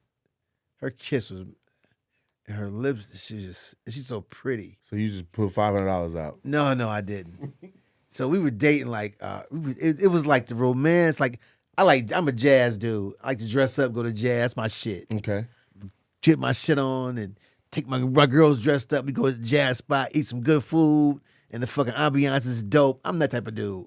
So I'm taking her this shit, and she's loving this shit. She's a young chick. Oh my God, we go to the nicest places. You know, you do this comedy stuff. I sing jazz too. And we go to these places, and I'm doing this jazz stuff, and I love it. And then, but she disappeared for like 4 days, ghosted me. I'm calling her. She finally answered the phone. She said, "Can we meet up sometime?" I said, "Yeah." She said, "You know, you look so nice when we go out, and I dress up, and we go to nice places, but it's one problem." I said, "What's that, baby?" She said, "You haven't offered me any money yet." Hello? You showing out. I said, "Well, damn, baby, I don't really." Sounds like my dating life. I said, "Baby, I really don't offer women money like that. Mm-hmm. I really don't offer." How's she supposed to know you like her? I said, but see, that's the young generation. "Hold on." I'm I not said, young. "Baby," Feed her I said, some cherries. you got. I said, "Baby, you know, I ain't really don't saying offer women money like that. I don't really do that. Like women like me. I ain't really gotta. She Be- likes you too. I ain't really gotta do that. But with 500 help, 'cause that's all I can help you with right now. Is 500. That's all I can do. I give you 500 today. Right. I gave her some money. She sent me some money for my birthday. And we stopped dating because I can't be with anybody like that under them circumstances. It's transactional. I can't. I ain't got to do that. I ain't got to do that. I ain't really got to. This is the women thing. The it's people women I out know- here. It's some doctor chick, attorney chick, judge chicks who would love. I ain't bragging. I ain't Denzel Washington, but I'm a smooth motherfucker who would love to go out with a guy like me. Who are got their own shit together. I ain't got to do that. Right. I ain't got to do that. But it's rich women out here that sell pussy. Like that dude, the doctors, the lawyers, the judges. They out here, you could buy To the a next box. level, dude. Yes, it's always Yeah. the next level up. Like It's for But sale. is it selling though? It Like, was is. she asking for money to sleep with you, or was she just like, how do I know you like me if you don't give me some money? We go to great places together. I spend Yeah. great Which time. love language is that? gift. Our passion is No. amazing. Gift. It's not gifting. It A is. gift is changing money to a form of a gift where you show care or money, in the thing. so that I can get what I want. I think it's a sixth love language that no one's addressing. No, I Before- think it's gifts. No, seriously, I'm dead ass Say- serious say- right now. This is a real epiphany. Say it again. The sixth love language. The sixth love language, the one that's unspoken, is just the transaction of money. Straight cash. Straight Straight cash. cash. Not a gift. Because the concept of a gift is I saw a need or want in your life and I went and I found this thing. And from paying attention, I'm showing you Exactly. that I care Very- for you with yeah. this thing. And it might not be $1 million thing, but it is this What thing. I saw, Yeah. you might need. You might want or need. And then there they are wearing it for 4 months straight. You're like, perfect gift, right? So where your mom lights up when you go to the Christmas gift, she's like, I knew I got his ass, right? That's gifted. That's when they said in the love language book, that's what they were talking about. Women that are like, I need an allowance to know you love me, Ain't which is nobody where said we're that. at in Ain't 2024. nobody said that. Which, no, literally. There's women like that. People. No, I literally was with saying my that- frat brother last night celebrating Founders Day, and he had $1,000. Like she always had $1,000 at all time. I want to make sure she have and do. And men that have women that are that's a big part of it. It just is. If you're a money person, you got bread, Yes. and They know it. Yeah, they're not even trying to hurt you. They have no malice. They're just like, can I? And if you're that person, you're like, I love you here. That And is a that's the sixth thing. love language. I'm telling you. No, but that now man- people pervert it, and then there's people just buying pussy. Yes, For yes. sure. It's all different Right. things. But But, which that one are man you who talking just- about? Because I'm you're talking about the man who But wants you're picking to a give. discourse that you just tried to get into. That I know you aren't like that, but I would love to hear you try to defend it. where there are people, like if there's men who want to give, and there are people who want to be with those type of people, generous men. And so if you are a generous man, like she's like, you don't sound very generous if she's like, you ain't even like gave me no money yet. You know what I mean? I don't think it's like But you have see, to give me the money to I like don't you. think she should have said that to me. She shouldn't have. I would have Definitely probably not. I would have probably if I saw her a need for something, and it was a need, we had conversation about it. But the way she said it, it turned me off. I understand I did that, give her yes. some money. And recently she was at She just didn't finesse. Yeah. She could have easily been like, She man, could- my timing belt she went could- out, and it cost $498. she could have finessed you, and I might would have helped her out more. But when she said that, it made me think that it was going to be a money for which is love type of understandable. thing. Which is and understandable. I broke it off. yes. So hold on. Here's our side, right? You know what I'm saying? I'm gonna show you. This is how you get it back. This is how you get the money back, right? Come Knowing on, that- player. Yeah. Well, knowing that you're a leader, right, and you have all these high attribute things going on, so I'd be like, okay, baby, how much? 1,000? No problem. I'll help you, right? And then I'd be like, fuck, I'm trying to pay the deposit on this building. This shit gonna cost me $50K. I am short 5 bands, right? Do you think you can help me? Right, I'm trying to take this to the next level. And a lot of times, even after you're fucking, they give you the 5 bands back. Then I never pay them the money back again. Damn. I This nigga here. don't know those women. He said, I bought some pussy, I and then don't I know need you to them. hold me down and show I me. don't know them. That's what you hear from me. And it's all- it's your turn. It's all dial tones after that. After that, baby, listen, help me out. I just helped you. I'm trying to be. I don't know stress-free about like I help. made you I'm not talking about stress-free. help. Yeah. Women You know what who I'm need help, that's not who I'm talking about. That I'm is talking help. about That you is being, giving. no, I'm saying that just having give a you woman, the you money. know that you're going to give if you have a woman, Sound know like that the you same need to give thing. her money. No. Make the I'll difference never between ask what he's for saying money. and what you're saying. I'll never ask for money. It's not The that you man ask that for it, I you want to it, be right? with You don't gotta will ask. give me money. Yeah, but if I'm telling you as your man that I'm trying to take our family to the next Let's level, do it. What we doing? I need the money back. What money back? Yeah, but I'm saying No money listen. back. There's I no did- more The money money. gone, player. The money. That's not how this works. So where did the money go? Let's Did get you not this save it? together. You blew it? Ain't no Are blow. you bad financially? Ain't no blowing. What happened you was don't the have money no was money, spent, you broke. and it was probably a lot of it spent on you. That's what I tell A them. lot baby. of it was probably spent like on what? you. Hair, nails, makeup. Making sure I look good. You know what I mean? I might get you something. Of course, I'm gonna buy you an outfit if I'm out buying me an outfit. So the money's gonna go for both of us. So you I'm wanna not shop. asking for help. I'm saying that So you want to as shop for my me man, with my money? Yes. That's crazy. No, it ain't. If you want a woman, then you need to treat her well, That's the and dumbest that shit I've heard in a definitely little while. goes give her money. Okay, so this is the thing. I believe That's what in, she said. Is give her money. Yeah. right, but I believe in making a woman's life stress free. Like, Yes. But what I'll do is, hey, I choose the women. What's your debt? What do you have going on? Okay, I can pay all of that shit off, and I can put you in position to make your own money so that you don't ask me for anything. Mm-hmm. Right? I will do that, and I have done that. Mm-hmm. Right? I pay all your shit off. Now you ain't got to worry about a bill. So even if you're going to work, now you get to fuck your own paycheck off. Mm-hmm. And here's what I need from you in return. Some pussy. That's it. Are we together? You getting some pussy anyway? No, right? it ain't together. Some vaginal area. I don't like to call it pussy. No, that is not what I it's don't want called. vaginal area. I want It's not pussy. I don't want called to be a running my vaginal dick between the area. labia and the thigh. That's vaginal area. I want some pussy. Oh, goddammit. Right? But the thing is, and what I guess it's fucked up, but my grandma used to be like, if she's stressed, she'd be like, the pussy don't get wet when it's stressed. Sure doesn't. Or You know when what you I'm going saying? in your pockets. Right, The so- deeper I go, the drier it gets. And so I just pay all your shit off so you can fuck your own paycheck. Boom. Up. And I just give you, I give it so I never have to give it again. Some women. Never again. Yeah, but you got to understand, you finessing me and I'm finessing you. See, I'm not talking about But those. you are. I'm not talking about a finesse situation. I'm talking about when you Yeah, but genuinely what do you think you're like doing that if you're person. giving me, using the money that I gave you to buy shit for us and then need more money to buy shit for us? No, I don't need it. You should just want to give it to me. Yeah, but if I pay all your shit off, now you can do whatever you want with your paycheck to include buy Now your you shit. got it. Yeah, and I'll do that. And then Right. you gonna make sure that there's some more money somewhere for me if I You want want some too more much shit. money, young lady. She keeps saying money. You see what I'm saying? Gold digging. No, well, yes, I am. But what I'm saying is, Are you representing the discourse or yourself? I'm saying, okay, I'm gonna say this, ladies, if you ever want a man to stop talking to you, ask him for money. If you're at a bar, don't want a man talking to you, tell him you're a gold digger. That is the quickest way to get them out of your face. But Maybe. unless and my price starts at $5,000 for conversation, and so if they willing to do that, then we could do that. She a juicy girl in Okinawa. Exactly. You know my Listen, juicy you girl. know, if that's Yo, what you I gonna ain't do- heard the word juicy in years. You know, I've been there. Yeah. Gate 2 Street. You been to Germany? I've been Japan, Korea. They took me to Gate 2 Street. I went to a nightclub that old Omega owned, a cigar bar nightclub where you go upstairs and everyone's up there dancing.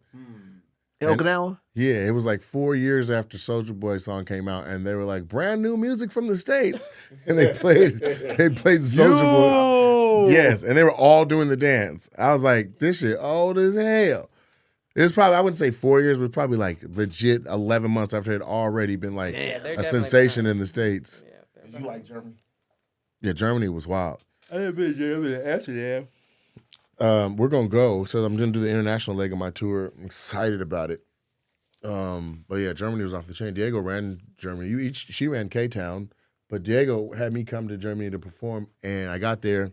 He bought out an entire hotel, sold every room of the hotel as this kick it thing, and everybody pulled up from all over Germany to stay the weekend at this place, and they all were in the pool party, music, dancing, staying in these hammocks outside, fucking drinking out of big, man, it was the craziest shit ever. Then you go into the hotel, there's people all in the hallway, running.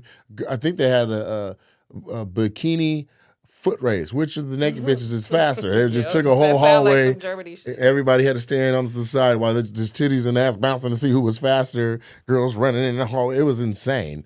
And I did my jokes. I just stood out there and cooked for like, I don't know, I probably did like 10, 20 minutes just this roasting. This little dude in the pool was trying to roast with me, but he wasn't tall enough for how deep in the pool he had got. So he would go down and underwater, then come back up. Well, yeah, that's why your mama. And I was like, look at this motherfucker, right?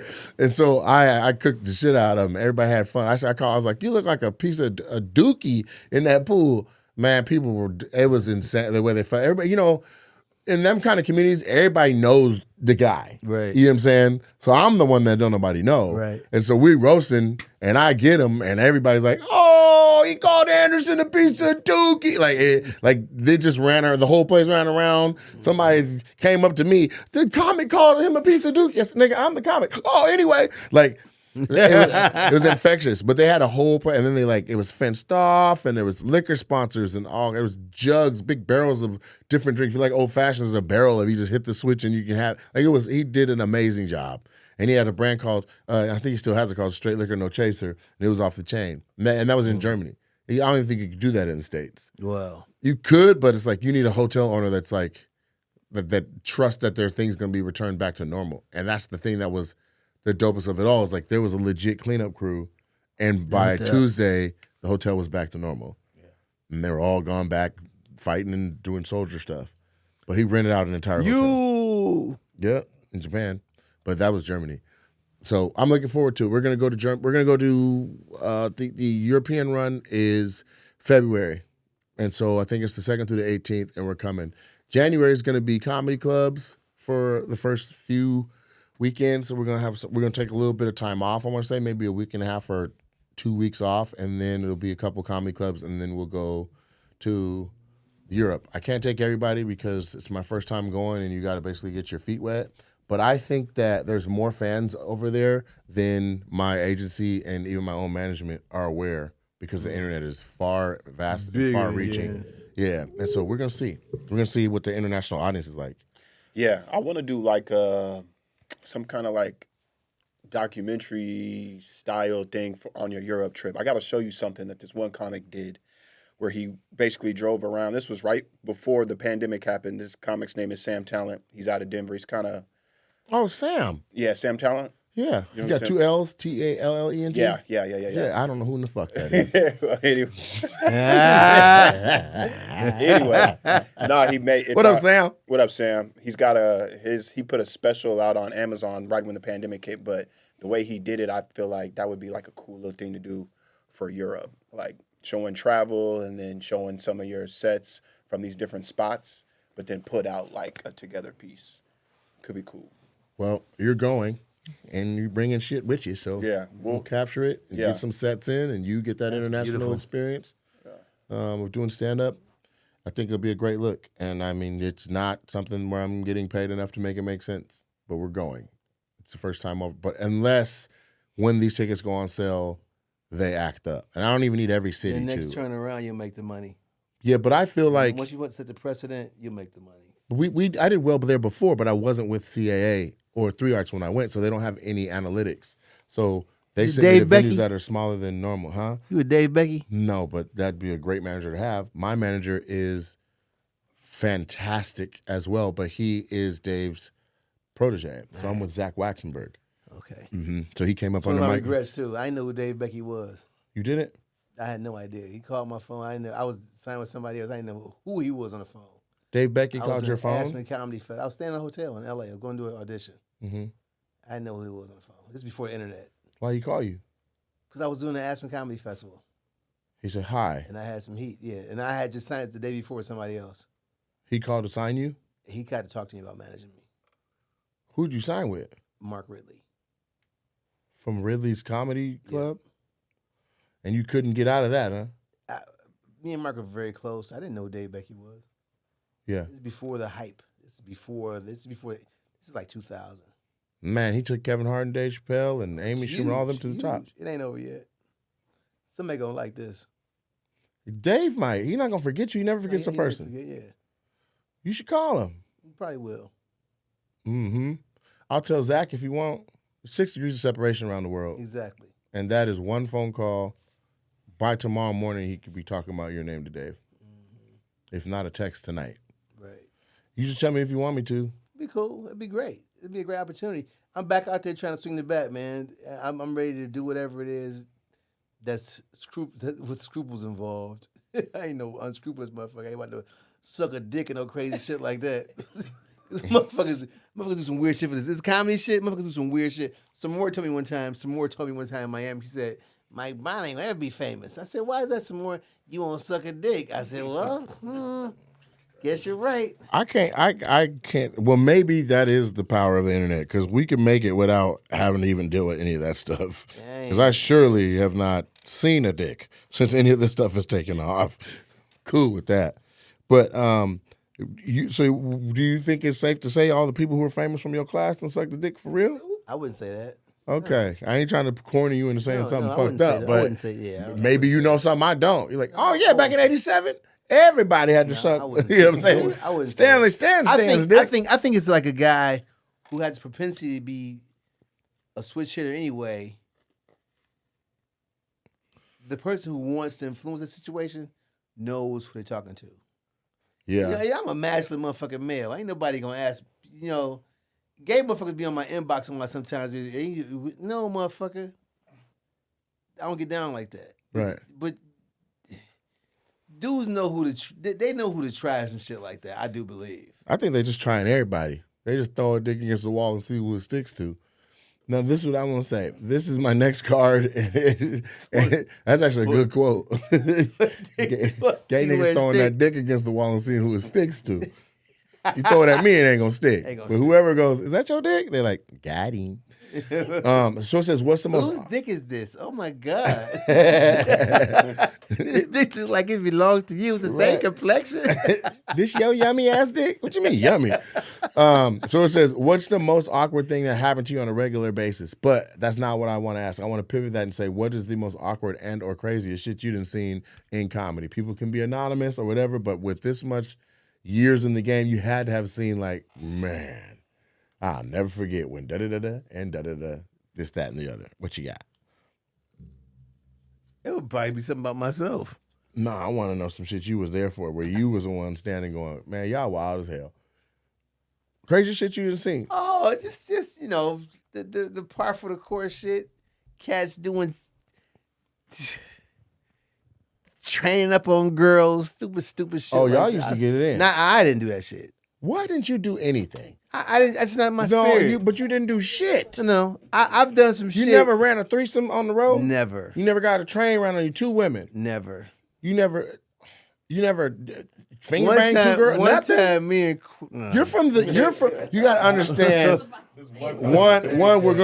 We are getting whatever that one was out of you. But I'm saying, in 2024, we don't got all these freaky ass stories like that. But y'all was in the 90s. No. Tupac was alive? This is 2000 something. I was on the road with my boy.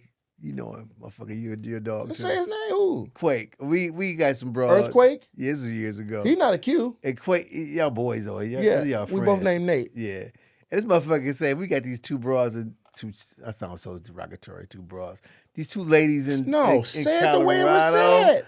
Man, let me tell you, 2024 is the year of saying shit how it happened. Cat Williams better open this bitch up. We got 2 bras hanging out. Yeah, they bras. Yeah. These loose bitches. He gonna say, and the girl he was with was like 6'8". Damn. And the girl I was with was like 5'2", sexy. Damn. He's talking about switch. Switch what? Y'all was with Yogi and Boo Boo. We gonna switch switch. What you want to do? Switch? Nigga, I ain't 6 feet. Yeah, I'm not switching. I don't want to be no 6'8". You gotta write that out. I know Quake be like, look how big she is. Yeah. Do the voice again. I never seen her foot that big. Goddamn shoe look like a sled. Nigga, switch me. Mike, please. She fucking me. Hold me down. Nigga, next time. Hold on. I got you. You making the faces too, nigga. I'll get you next time. Nigga, please. Nigga gonna switch the old nigga. I'm not doing that. Switch me. He probably got a wife. He probably he hear this shit and he got to explain to his wife. Who? We don't know when this was. This whole shit hypothetical, man. We don't give a fuck. Yeah, it's bullshit. I'm telling you, man. Truth set you free, man. So, I done seen some wild shit. I walked into one time, a guy invited me to a party. This is a true story. This guy it better be. Was the first one? The first one wasn't true. They all true shit, but this really fucked me up. Let me know this ain't my lane. My boy got a little dough, right? Nice ass crib. Said, Mike, we having drinks tonight. Come. I was going through this bad divorce. I'm like, come to the house. We gonna have a good time. Come on, dog, to the house. So I get to this house. This beautiful girl answers the door. We've been waiting for you, Mike. Come on in. Pour yourself a drink. We're all upstairs watching TV in this TV room. So we go to this big ass house. We go upstairs to this TV room, and it's not a TV room. It's like 30 motherfuckers is naked fucking. 30. At least 30. Take a shower. Come and join us. I was like, not for me. I'm gonna drink this vodka and go back downstairs. Drink the vodka and head back down. Yeah, I went back down. How long did you stand in the doorway though? How long? I looked for about how long were you like, God damn? There was some bad women. There was some good looking ladies. I was like, Everybody was fucking? everybody is fucking sucking. There was nobody that was like just Sitting- kind of like I didn't waiting to notice get the people fucked that where you were like, wasn't hey, what you fucking. up? Hey, you. Everybody was naked. 100% naked. Everybody was naked, and I was like, wow. this is- So hold on. So somebody said, hey, Mike, come upstairs. Yeah, the girl held my hand, brought me upstairs. Was she naked? Take a shower. She had a dress on. She was she was bad, cold chick. Held my hand, brought me upstairs. Take a shower and come and join us. I was like, no. You answered in her I same said, voice? You don't smell that? I said, what you smell? I said, I smell chlamydia. I'm about to go back downstairs. I remember I went to a fuck club in Portland. And, yes. Damn, Diego. Hold on. Nate, What? you got nice waves, dog. Thank you. I appreciate it. I didn't know I was I waving. knew you had nice waves. Well, like let's that, look. I ain't dog. got my hairline on. What they talking about? What they- you gotta keep it- Yeah, No, I'm just I'm trying to rub the waves, y'all. That's all I'm The saying. Greco-Roman waves too. Listen, so my homeboy Hemi, right? Who you met Hemi in Greensboro, big brother, right? Hemi, his name is Frank. We call him Hemi because Hemi fucks like he got a V12. He says. Oh my God. I don't know. He's like, nigga, once I get going, I'm like, I got a Hemi in me. So he got everybody call him Hemi. So Hemi fucked around and became like really good friends with the girl owner of Sesso. Right? Because wasn't it Ron Jeremy's club? Yeah. Yeah, well, the lady that ran it, they were like Sesso. cool. And she was like a sexy older white woman. I remember her. And so he was like, we went down there and he was like, I can't come to Portland without going to Sesso. We got to go to Sesso. I'm like, okay. So we get there and it's got this little entrance. They ID everybody. And then they open this big ass door. And then we go in and it's a cool ass clean bar. Empty, giant stripper pole on a vaulted ceiling. And there's this fat lady that is wearing a schoolgirl outfit with her whole ass out. Oh, I love her. She's on a scooter for a hurt leg. You know, like the ones that you when you put the flat of your calf on. She's on that scooting, right? Big ass butt, cottage cheese and everything. Hey y'all, and then she come on, I'll show y'all around. So we're following the lady who's scooting on the thing with the fat ass that's out, and Frank is tearing my arm up, and I'm like, yeah, what guy? And he didn't tell me it was the fuck spot. He like, nah, I got this other place we gonna go. So when we went in, I was like, yo, what? So like, then he's like, the food here is off the chain, right? So we go, so I'm back in a buffet making some food. Now it's so late that the chef is switching out from dinner to breakfast, right? And it goes from like chicken fried chicken steak to, and then he pulls that out. And now they're putting in French toast, and I mean the place smells amazing. Breakfast food off the chain. Plates clean. I'm looking at it. It's black lights, and there's still nothing on the plate. Okay, I got me a whole plate set up, and then a guy, this ashy ass black dude walks by pulling this butt naked white woman. I remember a brunette, and she was dummy thick. Like her butt was like yiggity yabbity each step, and I'm standing there holding the plate. I'm like, so what we about to get?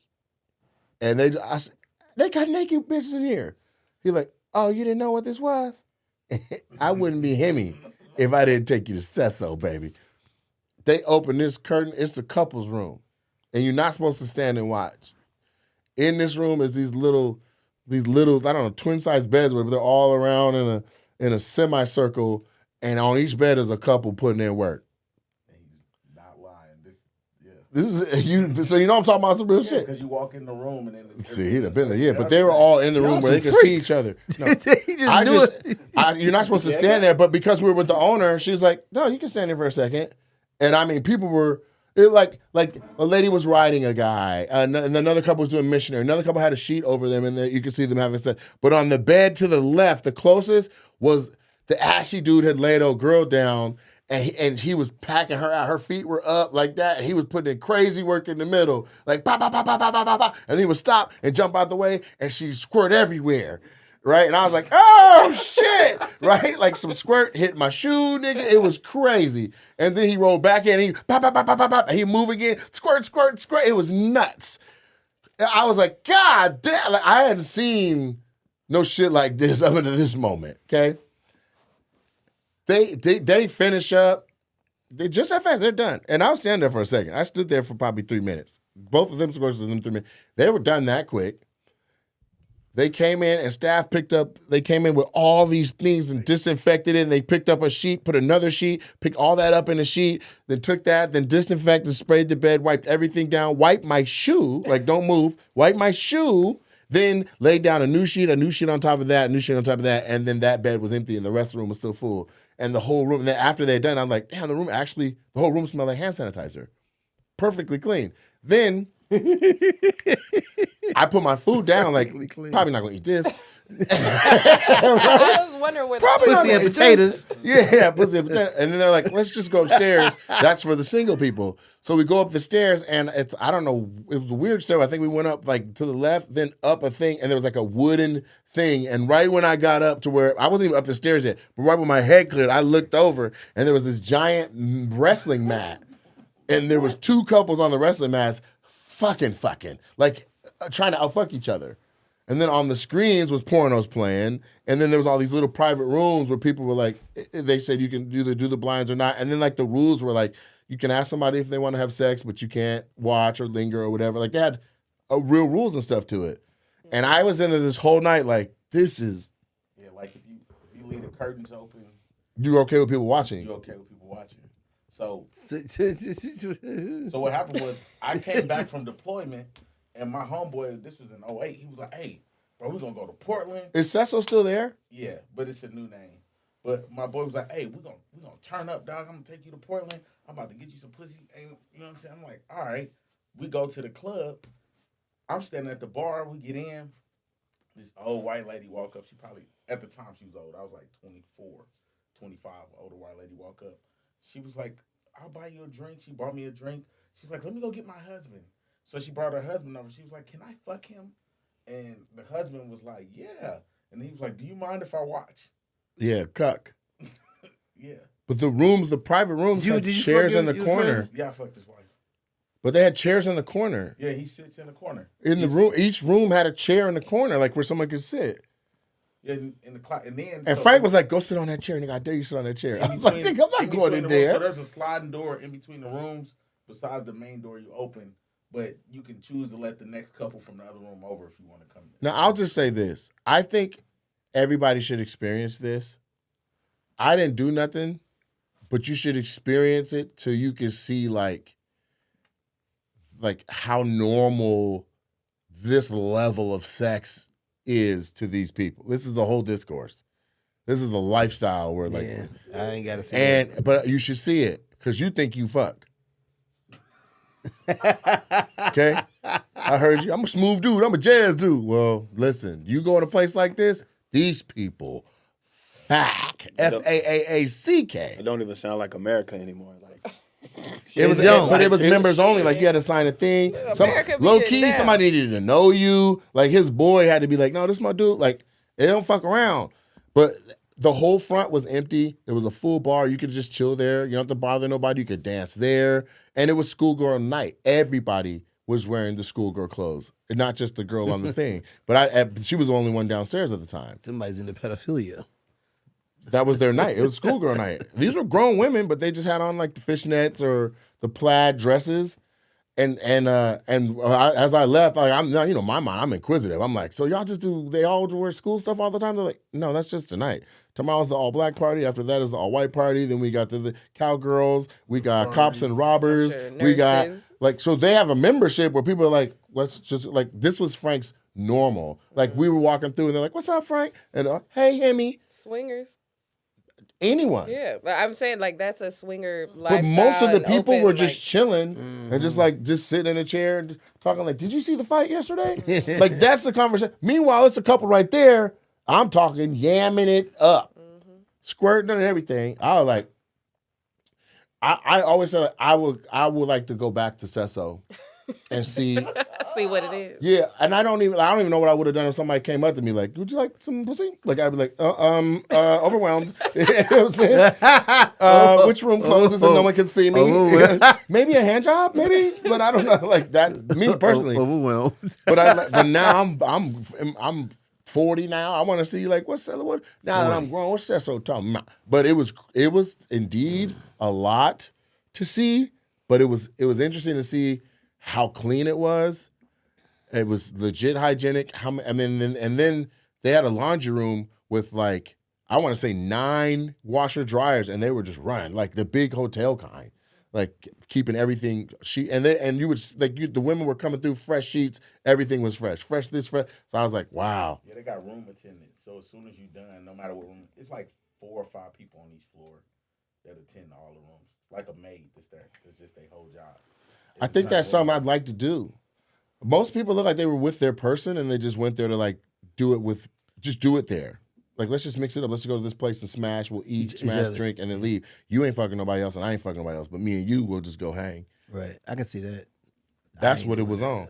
A lot of people like Exhibitionist, I ain't got yeah, they like to fuck in front of people. Voyage. Voyeurs. Yeah. Right? Them people. Yeah, that's all they there to do. You know what I'm saying? But I never physically been inside of a porno, but that's what it was. It was like if you've ever watched porno, now you're in the room with them, and they ain't tripping. I had a girl watch us do it one time. Me and this girl watched it. I just saw her at the club. She reminded me of that shit. It was so funny. A minute ago, you had no memories. Now you got a girl sitting in the corner jacking off watching you fuck. What's going on, Mike? This is young. I forgot about that. Was this before the car accident? This is done. Yes. This is why I was in a coma. This shit, don't worry about it. This is before. We went from a coma to Tacoma. Ain't that a bitch? You done made it, baby. From a coma to Tacoma. Well, look, we got to wrap, but yeah, I haven't done it, but I'm just saying it's something I maybe. What's the place again? Usos, what's it called? Sesso. Right. Sesso. Sesso. When you go into Sesso's, It's not called that no more, though. It's called something else, but Sesso means head. That's all it means. So Really? yeah, In what, Italian or something? Spanish. I did not know that. I know Ron Jeremy owned it. You know what? You're a nasty dude. I can tell you're a nasty guy. I can just the way you say it so nonchalant. He had a devilish smile like that. He nasty. Y'all be careful sitting next to him, ladies. Listen, they're safe, but he's definitely special. Yeah. Don't go to a restaurant and have a fine ass server. It's going down. Yeah, he about to try and convert her. You know my fetish was for a long time, dude? You ain't got to be here no more, baby. My fetish, Nate, for a long time, in my 20s, I was terrible. 6'8" bitches. Nope. Bank tellers. What? I had a bank teller fetish, dude. How? I don't know what it was about a bank teller. I just had to have him. Once I talked to him for a second, In the window? I had to have him. I must have ran through like a few banks in Detroit. I was terrible, dog. Was it the window? You're like, man, they got him in there. On the other side of the glass, I'd be. And then I was young. Fastest bitch you know. I think you said this is my number. I would pass it. Is this a robbery? No, 313. And I used to do it to a lot of bank tellers when I was young. Really? It was terrible. So was it always like the walk-up window, or did you ever bang like somebody off the drive-through? Did you ever get anybody? I never got to drive through because you never know. But What is there a certain game you got to have to pull a bank I teller? don't know what I should did. I used to get them, man. When I was young. It seemed to me like you can't In my talk 20s. to one bank teller because they're all on the other side listening and giggling and shit. I would talk to them all. I had multiple relationships at one bank. But different branches. At one bank? Same bank. Same bank. It was terrible.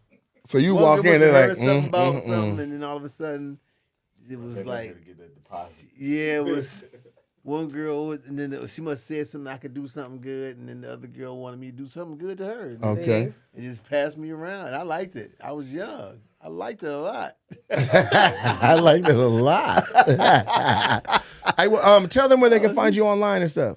Mike Bonner official on Instagram. Mike Bonner on Facebook and Facebook. That's it. Bet. And then my special on Tubi in the living room on Tubi. Watch it. It's very funny. Yes, please just watch Tubi, it. but it's funny. Watch It's it. funny. Tubi, Mike Bonner in the living room. Okay? And then for me, NateJacksonComedy.com, and everything is on there. You Yeah. can find it all. Videos, clips, where I'm at, the schedule. Get you some tickets.